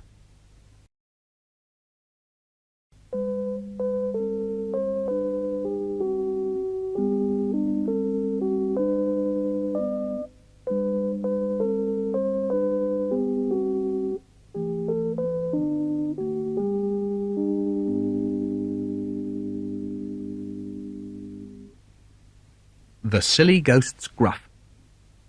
Once there were 3 ghosts. They were called the Silly Ghost's Gruff. There was Little Silly Ghost Gruff, Big Silly Ghost Gruff, and Piddle-sized Silly Ghost Gruff. And they all lived in a field by a river.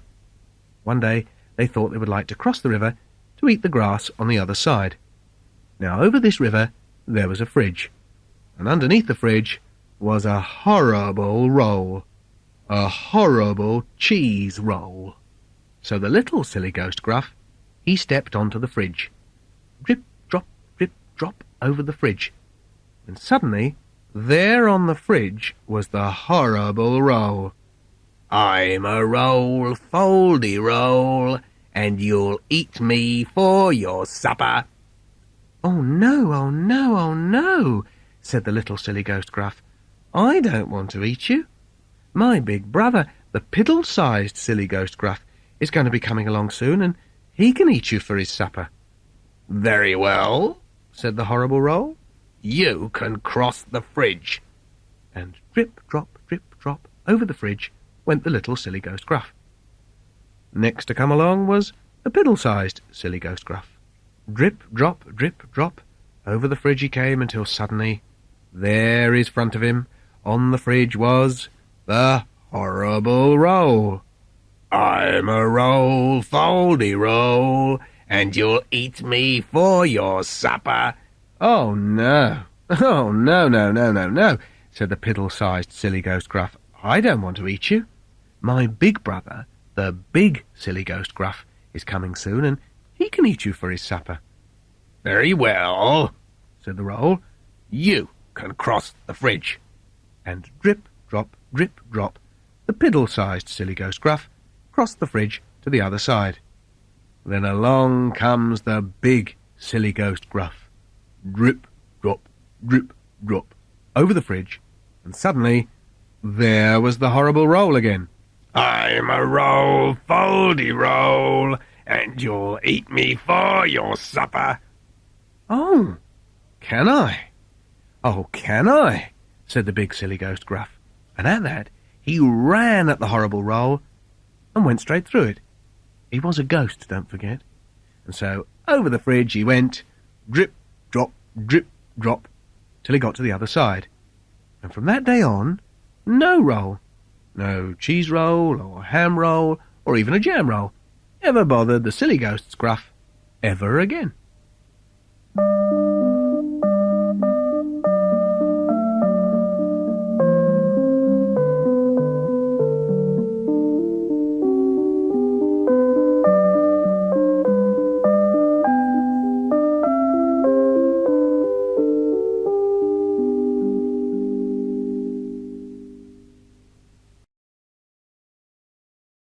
My name's Michael Rosen, and I come from London.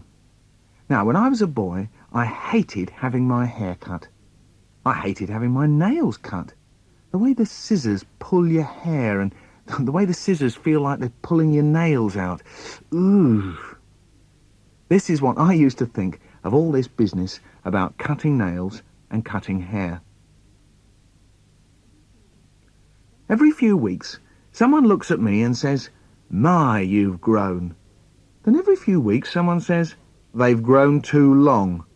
And silver scissors come out of the drawer and chip at my toes and run through my hair. Now, I don't like this one little bit. I won't grow if I'm going to be chopped. What's me is mine, and I want to keep it. So either the scissors or my nails had better stop. In my family, there was my mum, my dad, and my older brother. So you can see, I was the youngest. This is what it felt like. I'm the youngest in our house, so it goes like this. My brother comes in and says, "Tell him to clear the fluff out from under his bed." Mum says, "Clear the fluff out from under your bed." Father says, "You heard what your mother said?" "What?" I say. "The fluff," he says. "Clear the fluff out from under your bed." So I say, "Oh, there's fluff under his bed too, you know." So Father says, "But we're talking about the fluff under your bed." "You will clear it up, won't you?" Mum says. So now my brother, all puffed up, says, "Clear the fluff out from under your bed, clear the fluff out from under your bed." Now I'm angry. I am angry. So I say, what shall I say? I say, "Shut up, Stinks. You can't rule my life." The trouble was, he always could rule my life. Do you like dogs? I like the dogs I know, and I don't like the dogs I don't know. My friend had a dog called Ranzo. Here's a poem about him. Who rolled in the mud behind the garage door?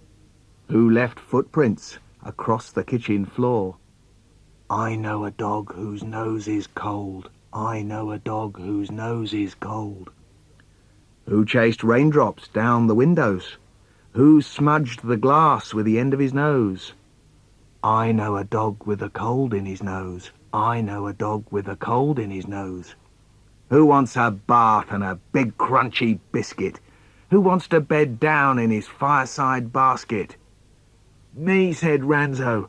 I'm the dog with a cold. Trousers. Have you ever thought about trousers? They're a bit funny, aren't they? I mean, they're like tubes. 2 tubes. If you wear trousers, every morning you get up and stick your legs into tubes. It's daft. And you can have all kinds. You can have long shorts, short longs, short shorts, long shorts up high, long shorts down low, long longs on your head. I remember when I was 6, I wanted to run away from home. Everyone was horrible. Mum was horrible. Dad was horrible. My brother was horrible. The cat was horrible. So I ran away, all the way to the park. Then I came back for tea.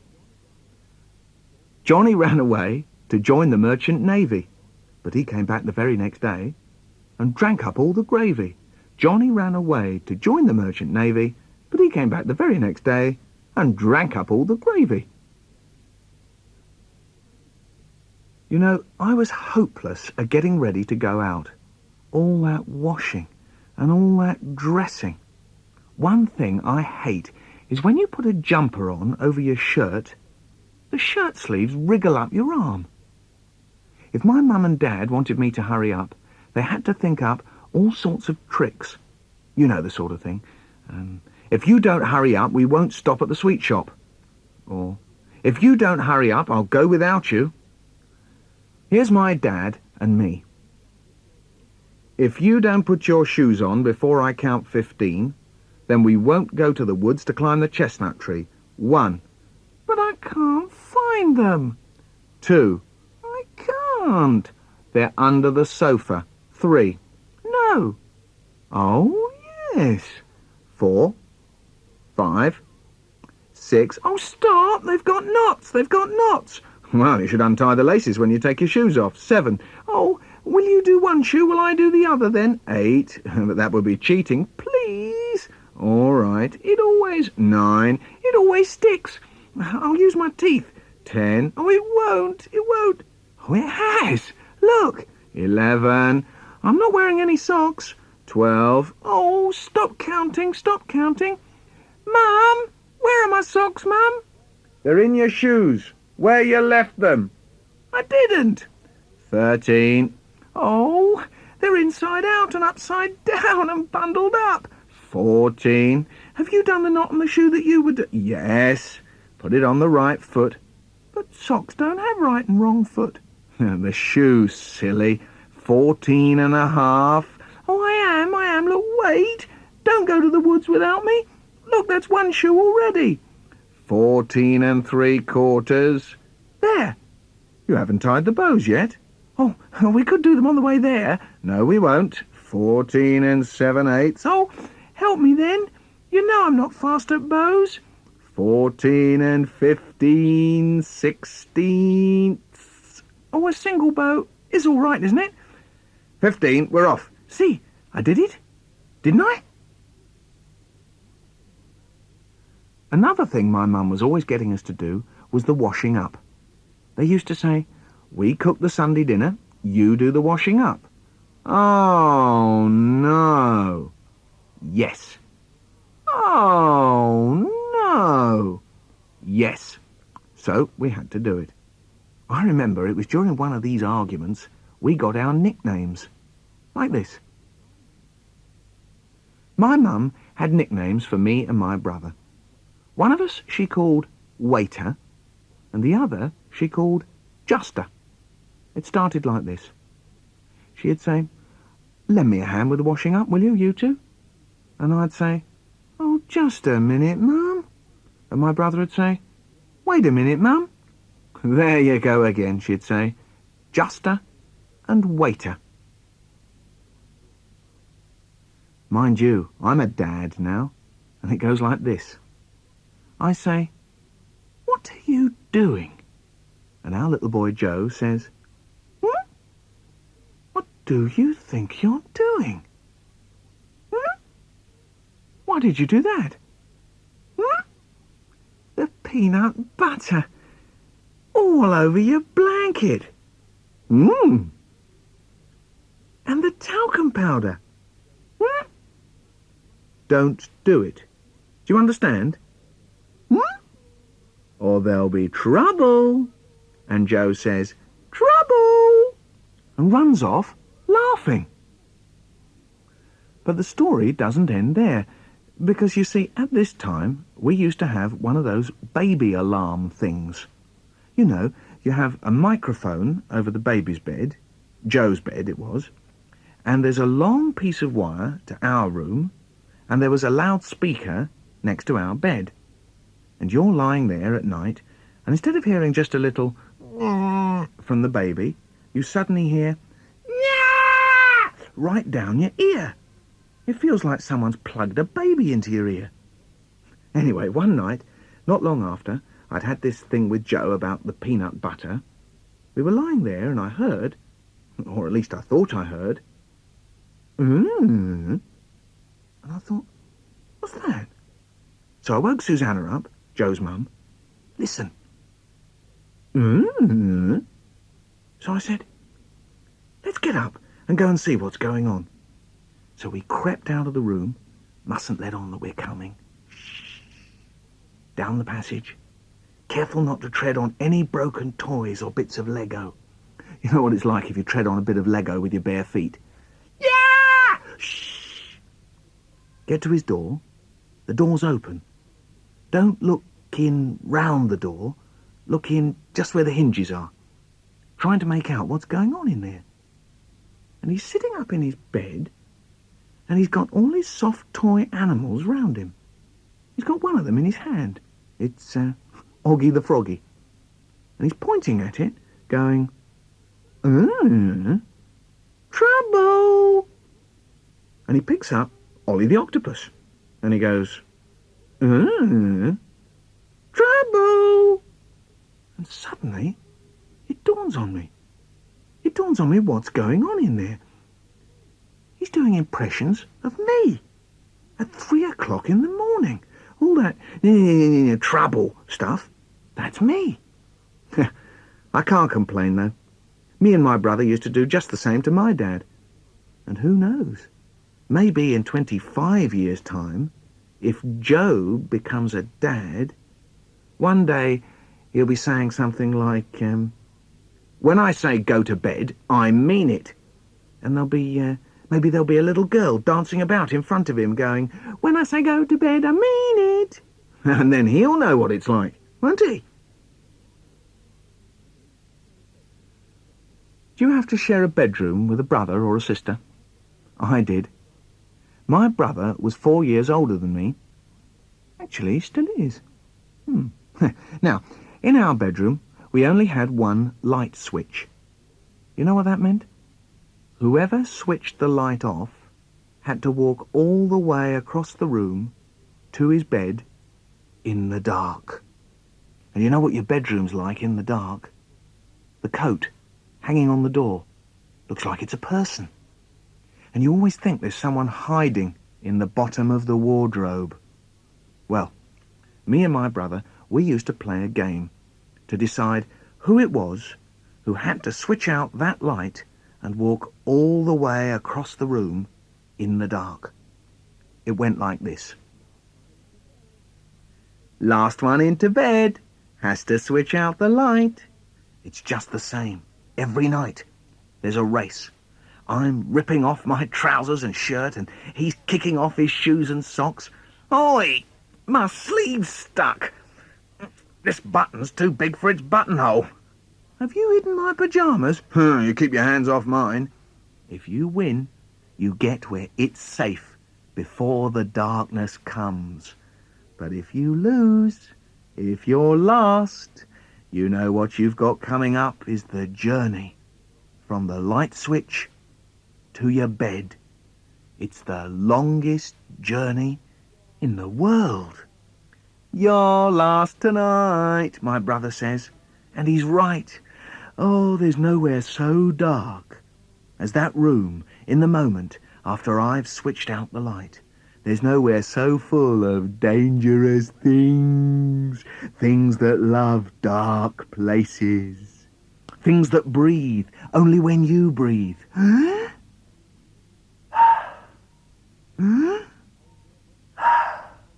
And hold their breath when I hold mine.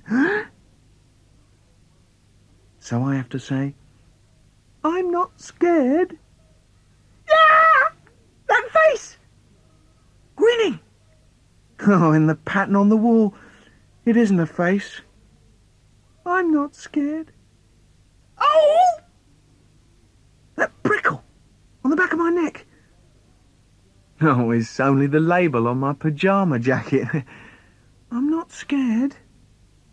That moaning. Oh, it's nothing but water in a pipe. I'm not scared. Everything's gonna be just fine as soon as I get into that bed of mine. Such a terrible shame it's always the same. It takes so long. It takes so long. It takes so long to get there. From the light switch to my bed, it's the longest journey in the world.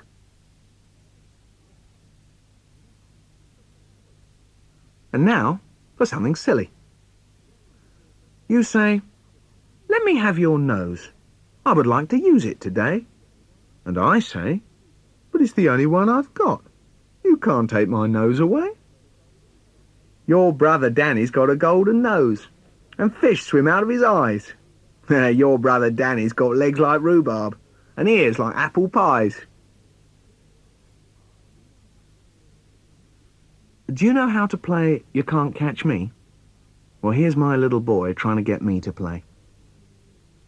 You can't catch me, Grumble Belly. That's what he calls me, Grumble Belly. You can't catch me, Grumble Belly. Don't want to. You couldn't if you wanted to, Grumble Belly. I wouldn't if I could. You're too slow, Grumble Pump. Oh, am I? You can't catch me, grumble Pump Pump. I'm very, very, very slow, but when I'm quick, I'll get you! I've got you, and I'll never let you go. And then I've got him in a grip, and he can try and get out of it. Then we play another game that goes, I say, I am the boig, and I never let go.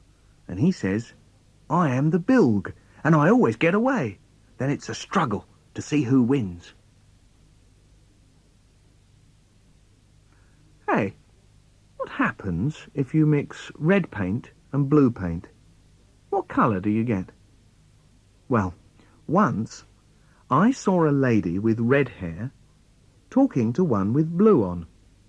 The sun shone and the rain ran. The streets emptied. The people had gone. When I looked for the ladies again, there was a purple stream flowing down the drain. Now here's me out and about. I put out to sea in a wooden rowboat with a cheese and pickle sandwich and a yellow hat and coat. I put out to sea in a wooden rowboat with a cheese and pickle sandwich and a yellow hat and coat. Down behind the dustbin, I met a dog called Jim. He didn't know me, and I didn't know him. Down behind the dustbin, I met a dog called Sid. He could smell a bone inside, but he couldn't lift the lid. Do you ever have daydreams? I do. I used to lie in bed in the morning and pretend I was all kinds of different things, like a cowboy. Or sometimes I used to pretend I had a kind of magic box that could take me anywhere I liked. And sometimes I used to pretend I was a kind of giant that could turn night into day and day into night. Like this. I am Jojo. Give me the sun to eat. I am Jojo. Give me the moon to suck. The waters of my mouth will put out the fires of the sun. The waters of my mouth will melt the light of the moon. Day becomes night. Night becomes day. I am Jojo. Listen to what I say. You know, you can have rhymes for all sorts of different moments, like choosing who's going to be on it in a game of he or tig. We used to say, Inky Pinky Ponky, the farmer bought a donkey. The donkey died, the farmer cried, Inky Pinky Ponky. Here's a boiled egg rhyme. That's not a rhyme for boiling eggs. It's a rhyme for cracking eggs. Tip-top, tap a speckled egg. Once to put him in his cup, and twice to crack his head. Tip-top, tap a speckled egg. Once to put him in his cup, and twice to crack his head. And then, peas for breakfast, please, he said. And a plateful of peas is what he got. And when he went to bed last night, I heard him say, more peas, please. You know, I don't think he eats much else. One full bowl, 3 times a day. It would fill a room, all those peas, you know. But I think, even if he had to wade up to his knees in peas, he would still come here saying, more peas, please. On Sundays, round our way, you could always see people at the park who would bring their boats to sail on the pond there. I used to go newting there. Do you know how to newt? I used to tie a really long piece of string round the handle of an old paint tin. Then I'd chuck the tin right out into the water, with me still hanging on to the end of the string. Then I'd haul on the tin till it came back to me, and then I'd pour all the water in the tin out onto the bank, and there'd be weed, and mud, and weed. Maybe sometimes there'd be water beetle, or weed, and mud, or mud and weed. And maybe there'd be a newt. Some of them are speckly, and some of them have got orange bits on. I love newts. Anyway, once, when I was there was a girl with a boat she had made. This is what she could have been thinking about while she was playing with it. Made a boat from sticks and cloth, put it on the water to see it float. Go boat, sail across that sea. Go boat, and sail on back to me. It's sea and sky all the way over. My boat flies out across the water, but always comes on back to me. It's a good boat. Go boat. She's a sailboat, my boat. Go boat, sail across that sea. Go boat, and sail on back to me. Have a look at your hand. It can do a lot of things, that hand, can't it? It can pick up pencils. It can hold lollies. It can wipe your eye. Here's my hand. This is the hand that touched the frost, that froze my tongue, ow, and made it numb. This is the hand that cracked the nut, that went in my mouth, and never came out. This is the hand that slid round the bath to find the soap that wouldn't float. This is the hand on the hot water bottle, ooh, meant to warm my bed, that got lost instead. This is the hand that held the bottle, that let go of the soap, that cracked the nut, that touched the frost. This is the hand that never gets lost. This is the hand that never gets lost. And I'll tell you something else. Down behind the dustbin, I met a dog called Sid. He said he didn't know me, but I'm pretty sure he did. Down behind the dustbin, I met a dog called Sid. He said he didn't know me, but I'm pretty sure he did.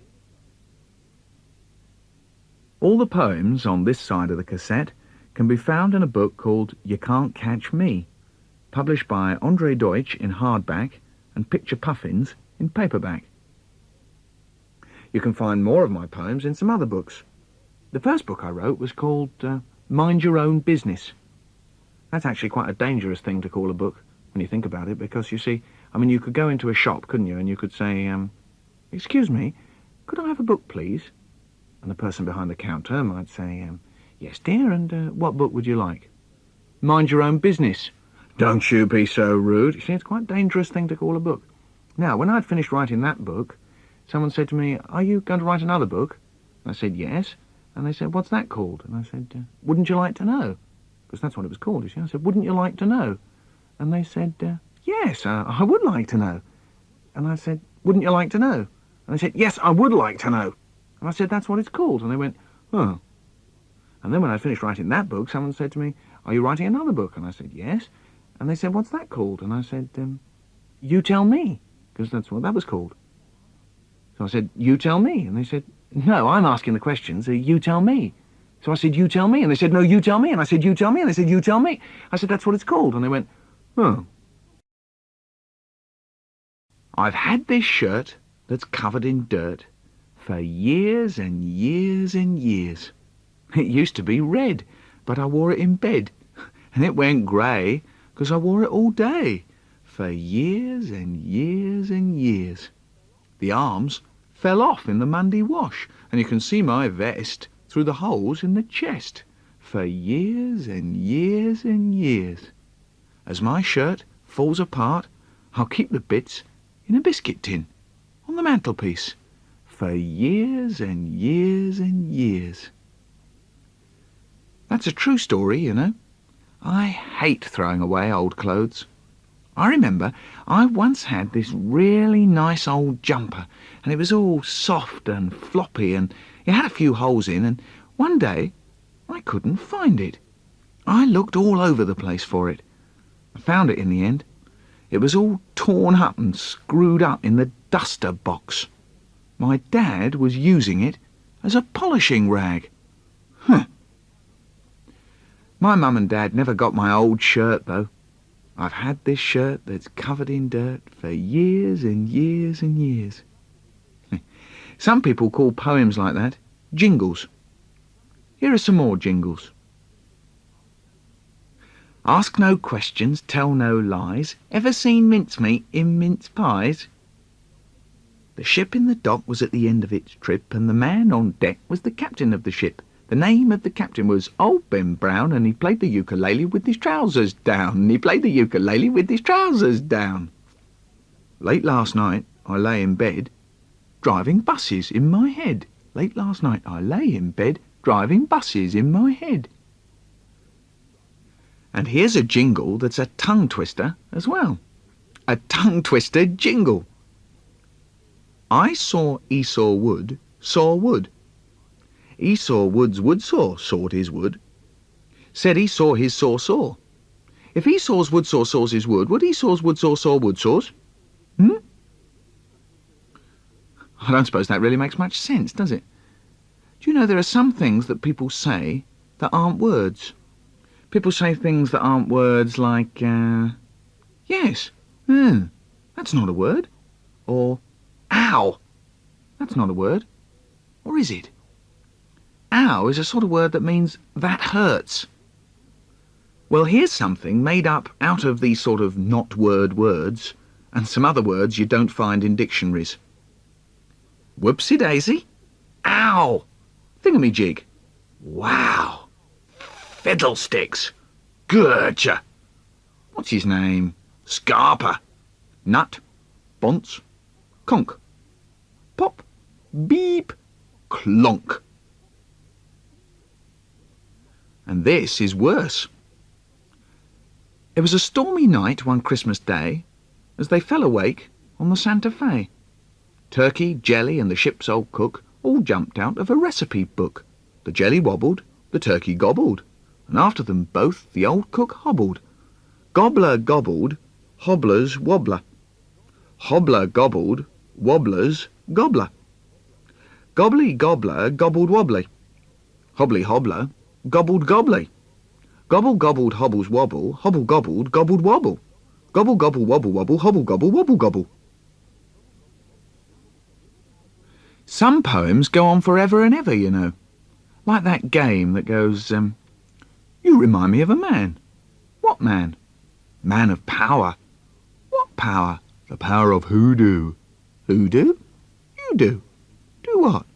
Remind me of a man. What man? A man of power. What power? The power of hoodoo. Hoodoo? You do. Do what? Remind me of a man. What man? Man of power. What power? The power of hoodoo. Hoodoo? You do. Do what? Remind me of a man. What man? Man of power. What power?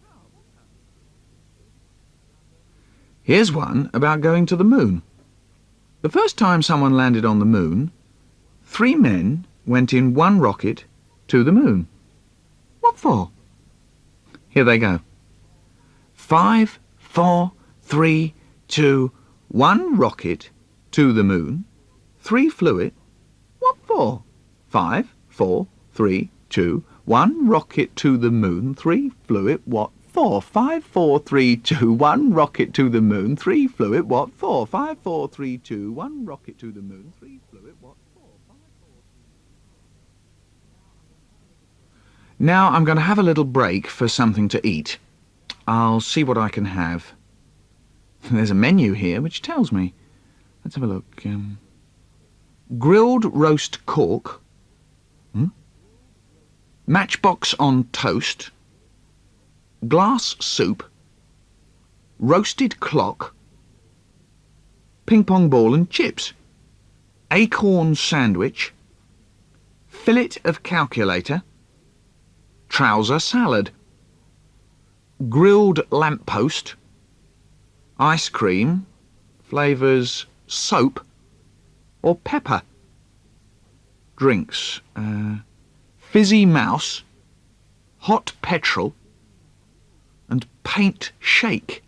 Ugh. You know what that reminds me of? Once when I was 6. Once I went to the fridge, saw our jug in there, and I thought, what's in it? A syrup? What syrup? Smell it.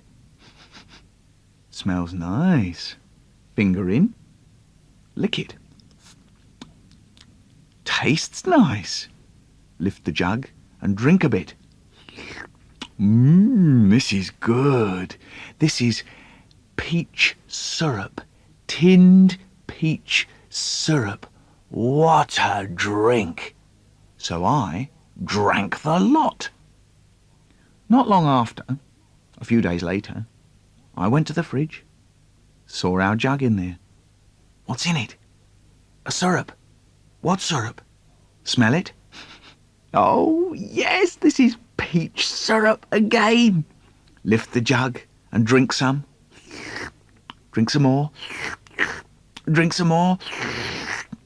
I drank the lot. Not long after, a few days later, I went to the fridge, saw our jug in there. What's in it? A syrup. Yes, here we go again. Lift the jug and fill my mouth with that thick, sweet juice. Ugh. Oh, this isn't peach, this is... Ugh. My mouth is full of oil. Thick cooking oil. I wonder who put that there. I tell you one kind of food I really hated when I was a boy. Tomatoes. Here's me eating tomatoes. I'm sulking. No one's going to make me eat a tomato. I can't stand tomatoes. You know, when you bite them and there's all that slimy stuff, there are all those little lumpy bits in the slimy stuff, and it all slides round your tongue and it all slides round your teeth, and the fleshy bits give me the shudders. I feel little shivers down the back of my neck when the tomato is in my mouth. So I'm not eating that tomato. You eat what's on your plate, lad. No. Well, there's nothing else to eat till you've eaten it. I don't want nothing else. What, tomorrow? The day after that? No. We'll see about that, I can tell you. So I'm sulking. I'm not going to eat the tomato. And I'm going to stay in a sulk till I get something else to eat, even if it takes me all week. Shut my mouth, push my lips out, make my eyes go dead, sulk. I tell you what my favourite food is, though. Raisins. Here's a story about me eating raisins. A woman called May used to look after us sometimes. Her husband was a bus conductor and he could wink with both eyes. Fantastic. We used to meet him on his bus, and when we got our tickets off him, if we were lucky, he'd wink one eye, then wink the other eye, again and again, really fast. Fantastic. But best was May. When she came over, after tea, we played games. My favourite was raisins. This is how we played raisins. We tipped the raisins out of the raisin jar, and we each guessed how many raisins there were. 148, I say. 231, May said. Then we took one raisin each, counting. I take one, and put it in my mouth. May takes one, 2, and she puts it in her mouth. I take one, 3, into my mouth. May takes one, 4, in her mouth, and so it went on. 131, in my mouth. 132, in her mouth. Oh, I love raisins, all chewy and sweet and 201 in my mouth, 202 in May's mouth, 203, last one, in my mouth. May had guessed best. She had guessed 231. But now we had eaten all the raisins. They were all gone. The jar was empty. Could be trouble. Anyway, then it was bedtime. At tea time the next day, we were having fruit salad, and my brother said, I'll have raisins on this. And he went to the cupboard, and he saw the empty jar, and he goes, raisins gone? The jar was full yesterday. Mum, he's eaten them all. Look at his face. You can see he's eaten them. Tell him off, Mum, tell him off. And Mum says to me, did you eat them? And I say, me and May did. And my brother says, see, I told you, it's not fair, Mum, he's a greedy little pig.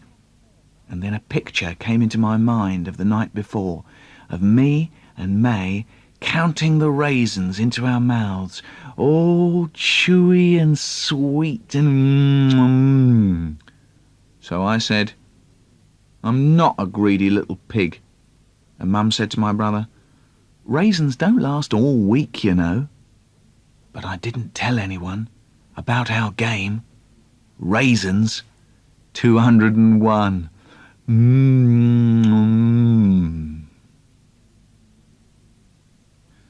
Though maybe there was just one thing I liked even more than raisins. Chocolate cake. I love chocolate cake. And when I was a boy, I loved it even more. Sometimes we used to have it for tea, and Mum used to say, if there's any left over, you can have it to take to school, tomorrow, to have at playtime. And the next day, I would take it to school, wrapped up in tin foil, open it up at playtime, and sit in the corner of the playground eating it. And you know how the icing on top is all shiny and it cracks as you bite into it, and then there's that other kind of icing in the middle, and it sticks to your hands, and you can you lick your fingers and you lick your lips. Oh, it's lovely. Yeah. Anyway, once we had this chocolate cake for tea, and later I went to bed. And while I was in bed, I found myself waking up, licking my lips and smiling. I woke up proper. The chocolate cake. It was the first thing I thought of. I could almost see it. So I thought, what if I go downstairs and have a little nibble? Yeah? It was all dark. Everyone was in bed. So it must have been really late. But I got out of bed, crept out of the door, and there's always a creaky floorboard, isn't there, you know? Past Mum and Dad's room, downstairs, into the kitchen, open the cupboard, and there it is, all shining. So I take it out of the cupboard, put it on the table, and I see that there's a few crumbs lying about on the plate. So I lick my finger and run my finger all over the crumbs, scooping them up and put them into my mouth. Nice. Then I look again, and on one side where it's been cut, it's all crumbly. So I take a knife. I think I'll just tidy that up a bit. Cut off the crumbly bits, scoop them all up into the mouth, and nice. Look at the cake again. That looks a bit funny now. One side doesn't match the other. I'll just even it up a bit, eh? Take the knife and slice.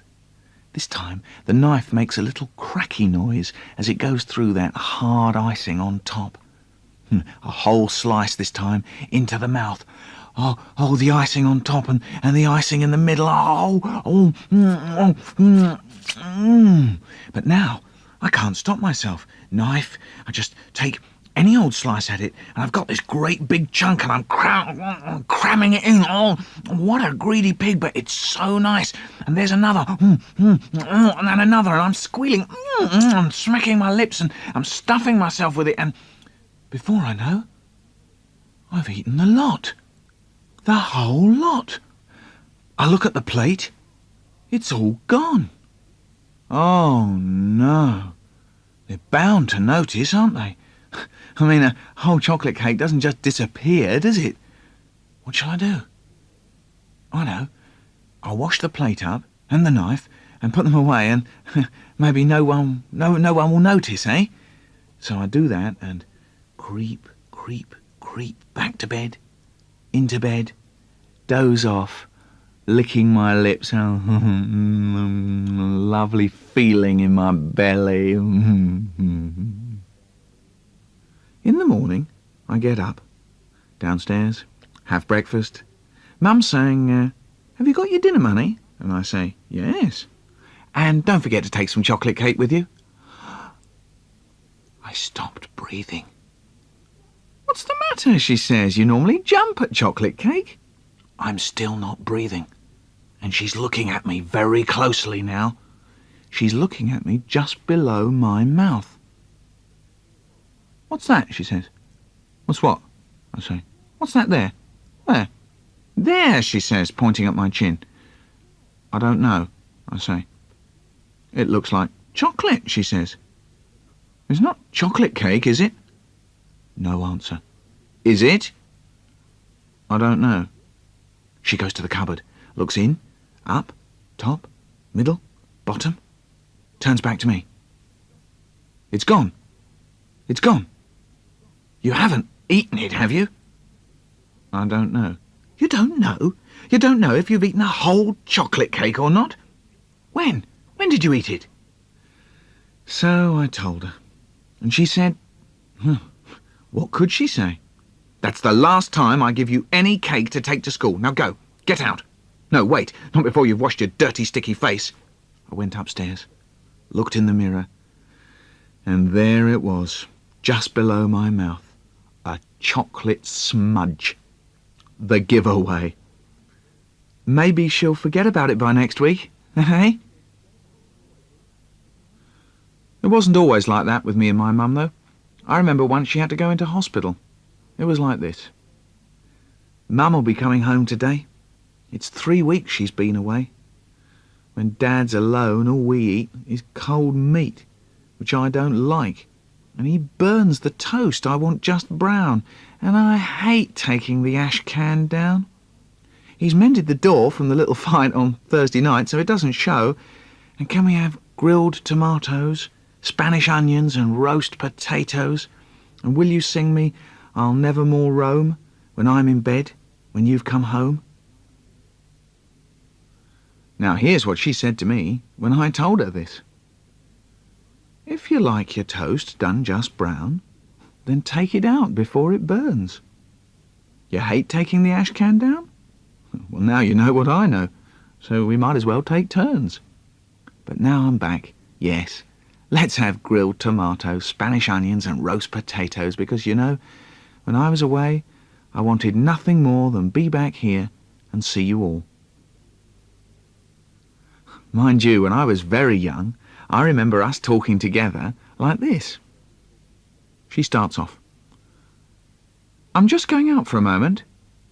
Why? To make a cup of tea. Why? Because I'm thirsty. Why? Because it's hot.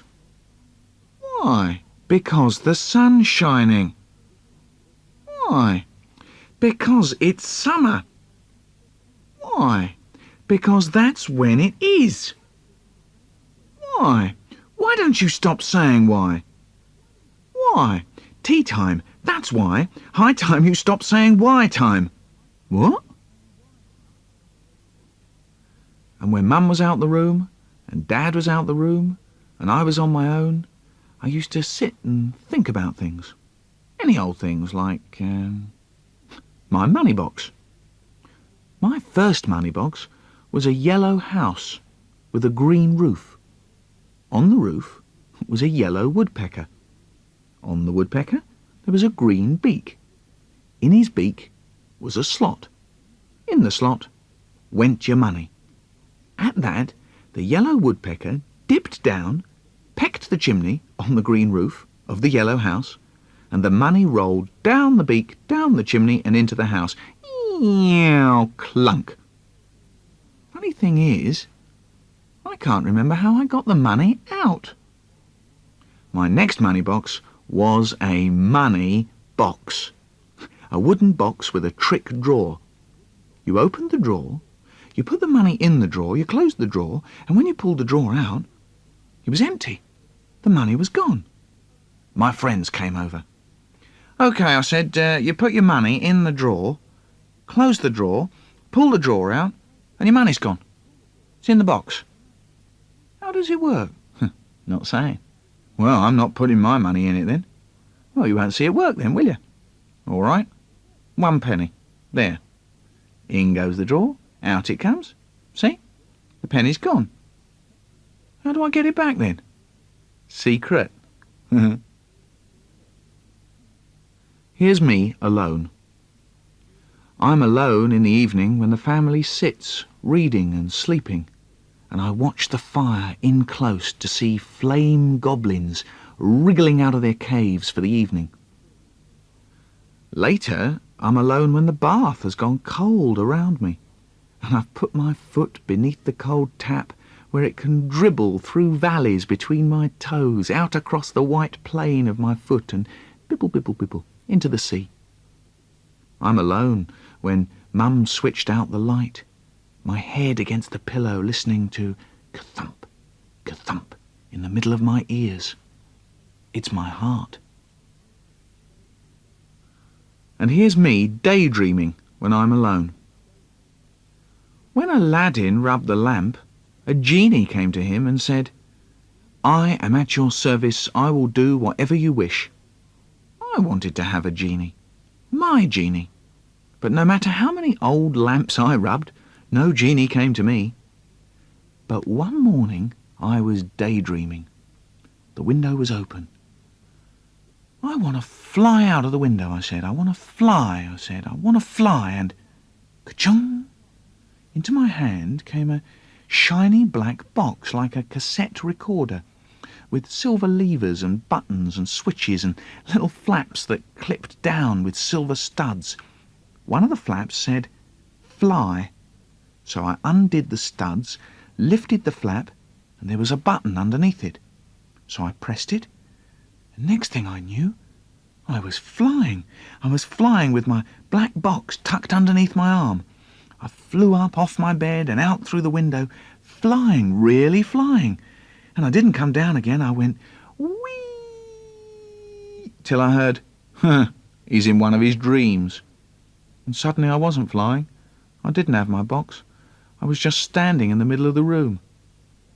After that time, that first time, I found all kinds of ways to get my black box with the silver switches and buttons.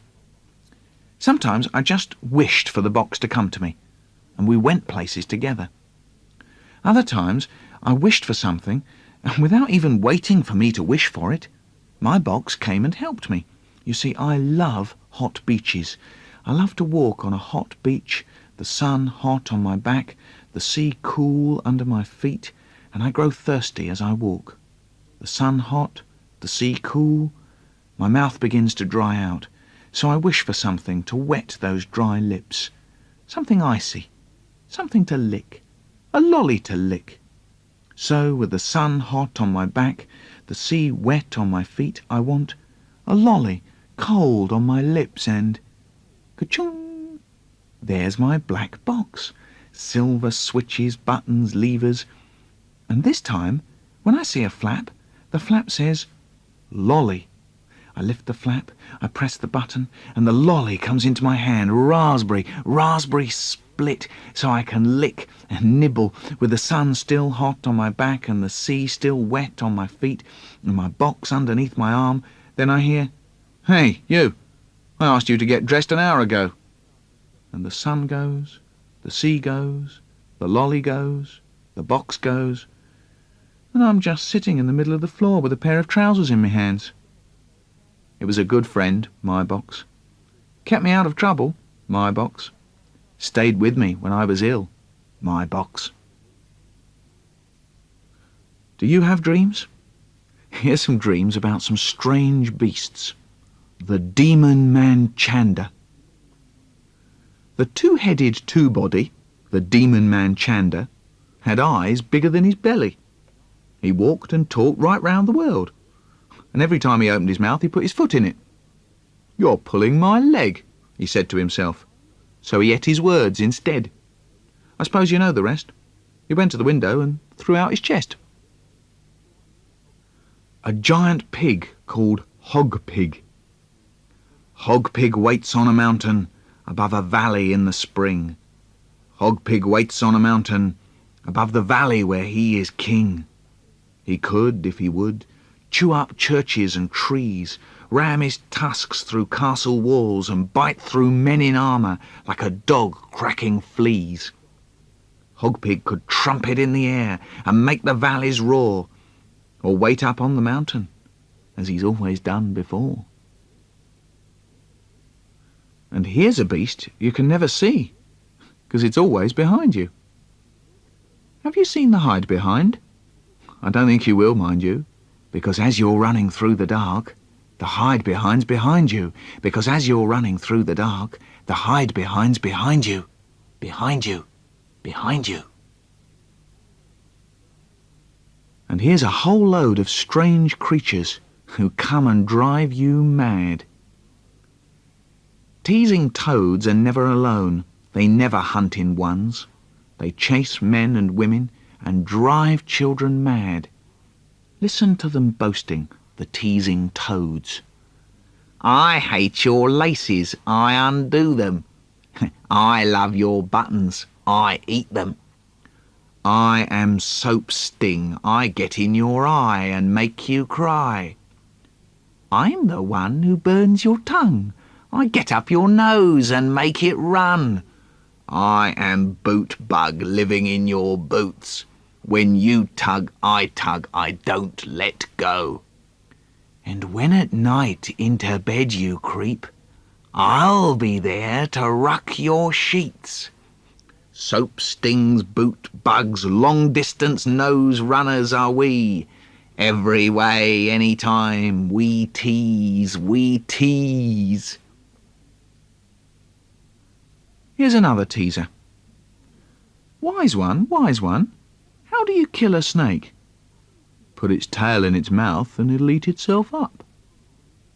Wise one, how long is a piece of string? Twice as long as half its length. Wise one, what's at the end of a cat's tail? A cat. Wise one, how can I get a chick out of a boiled egg? Feed it to the chicken so it can lay it again. Wise one, why do bricklayers put mortar on bricks? To keep the bricks together and to keep the bricks apart. Wise one, my parrot talks too much. Give it a good book to read. All the poems on this side of the cassette come from 3 books. Mind Your Own Business, published by Andre Deutsch and Collins Lyons. Wouldn't You Like to Know, published by Andre Deutsch and Puffins. And Quick, Let's Get Out of Here, published by Andre Deutsch.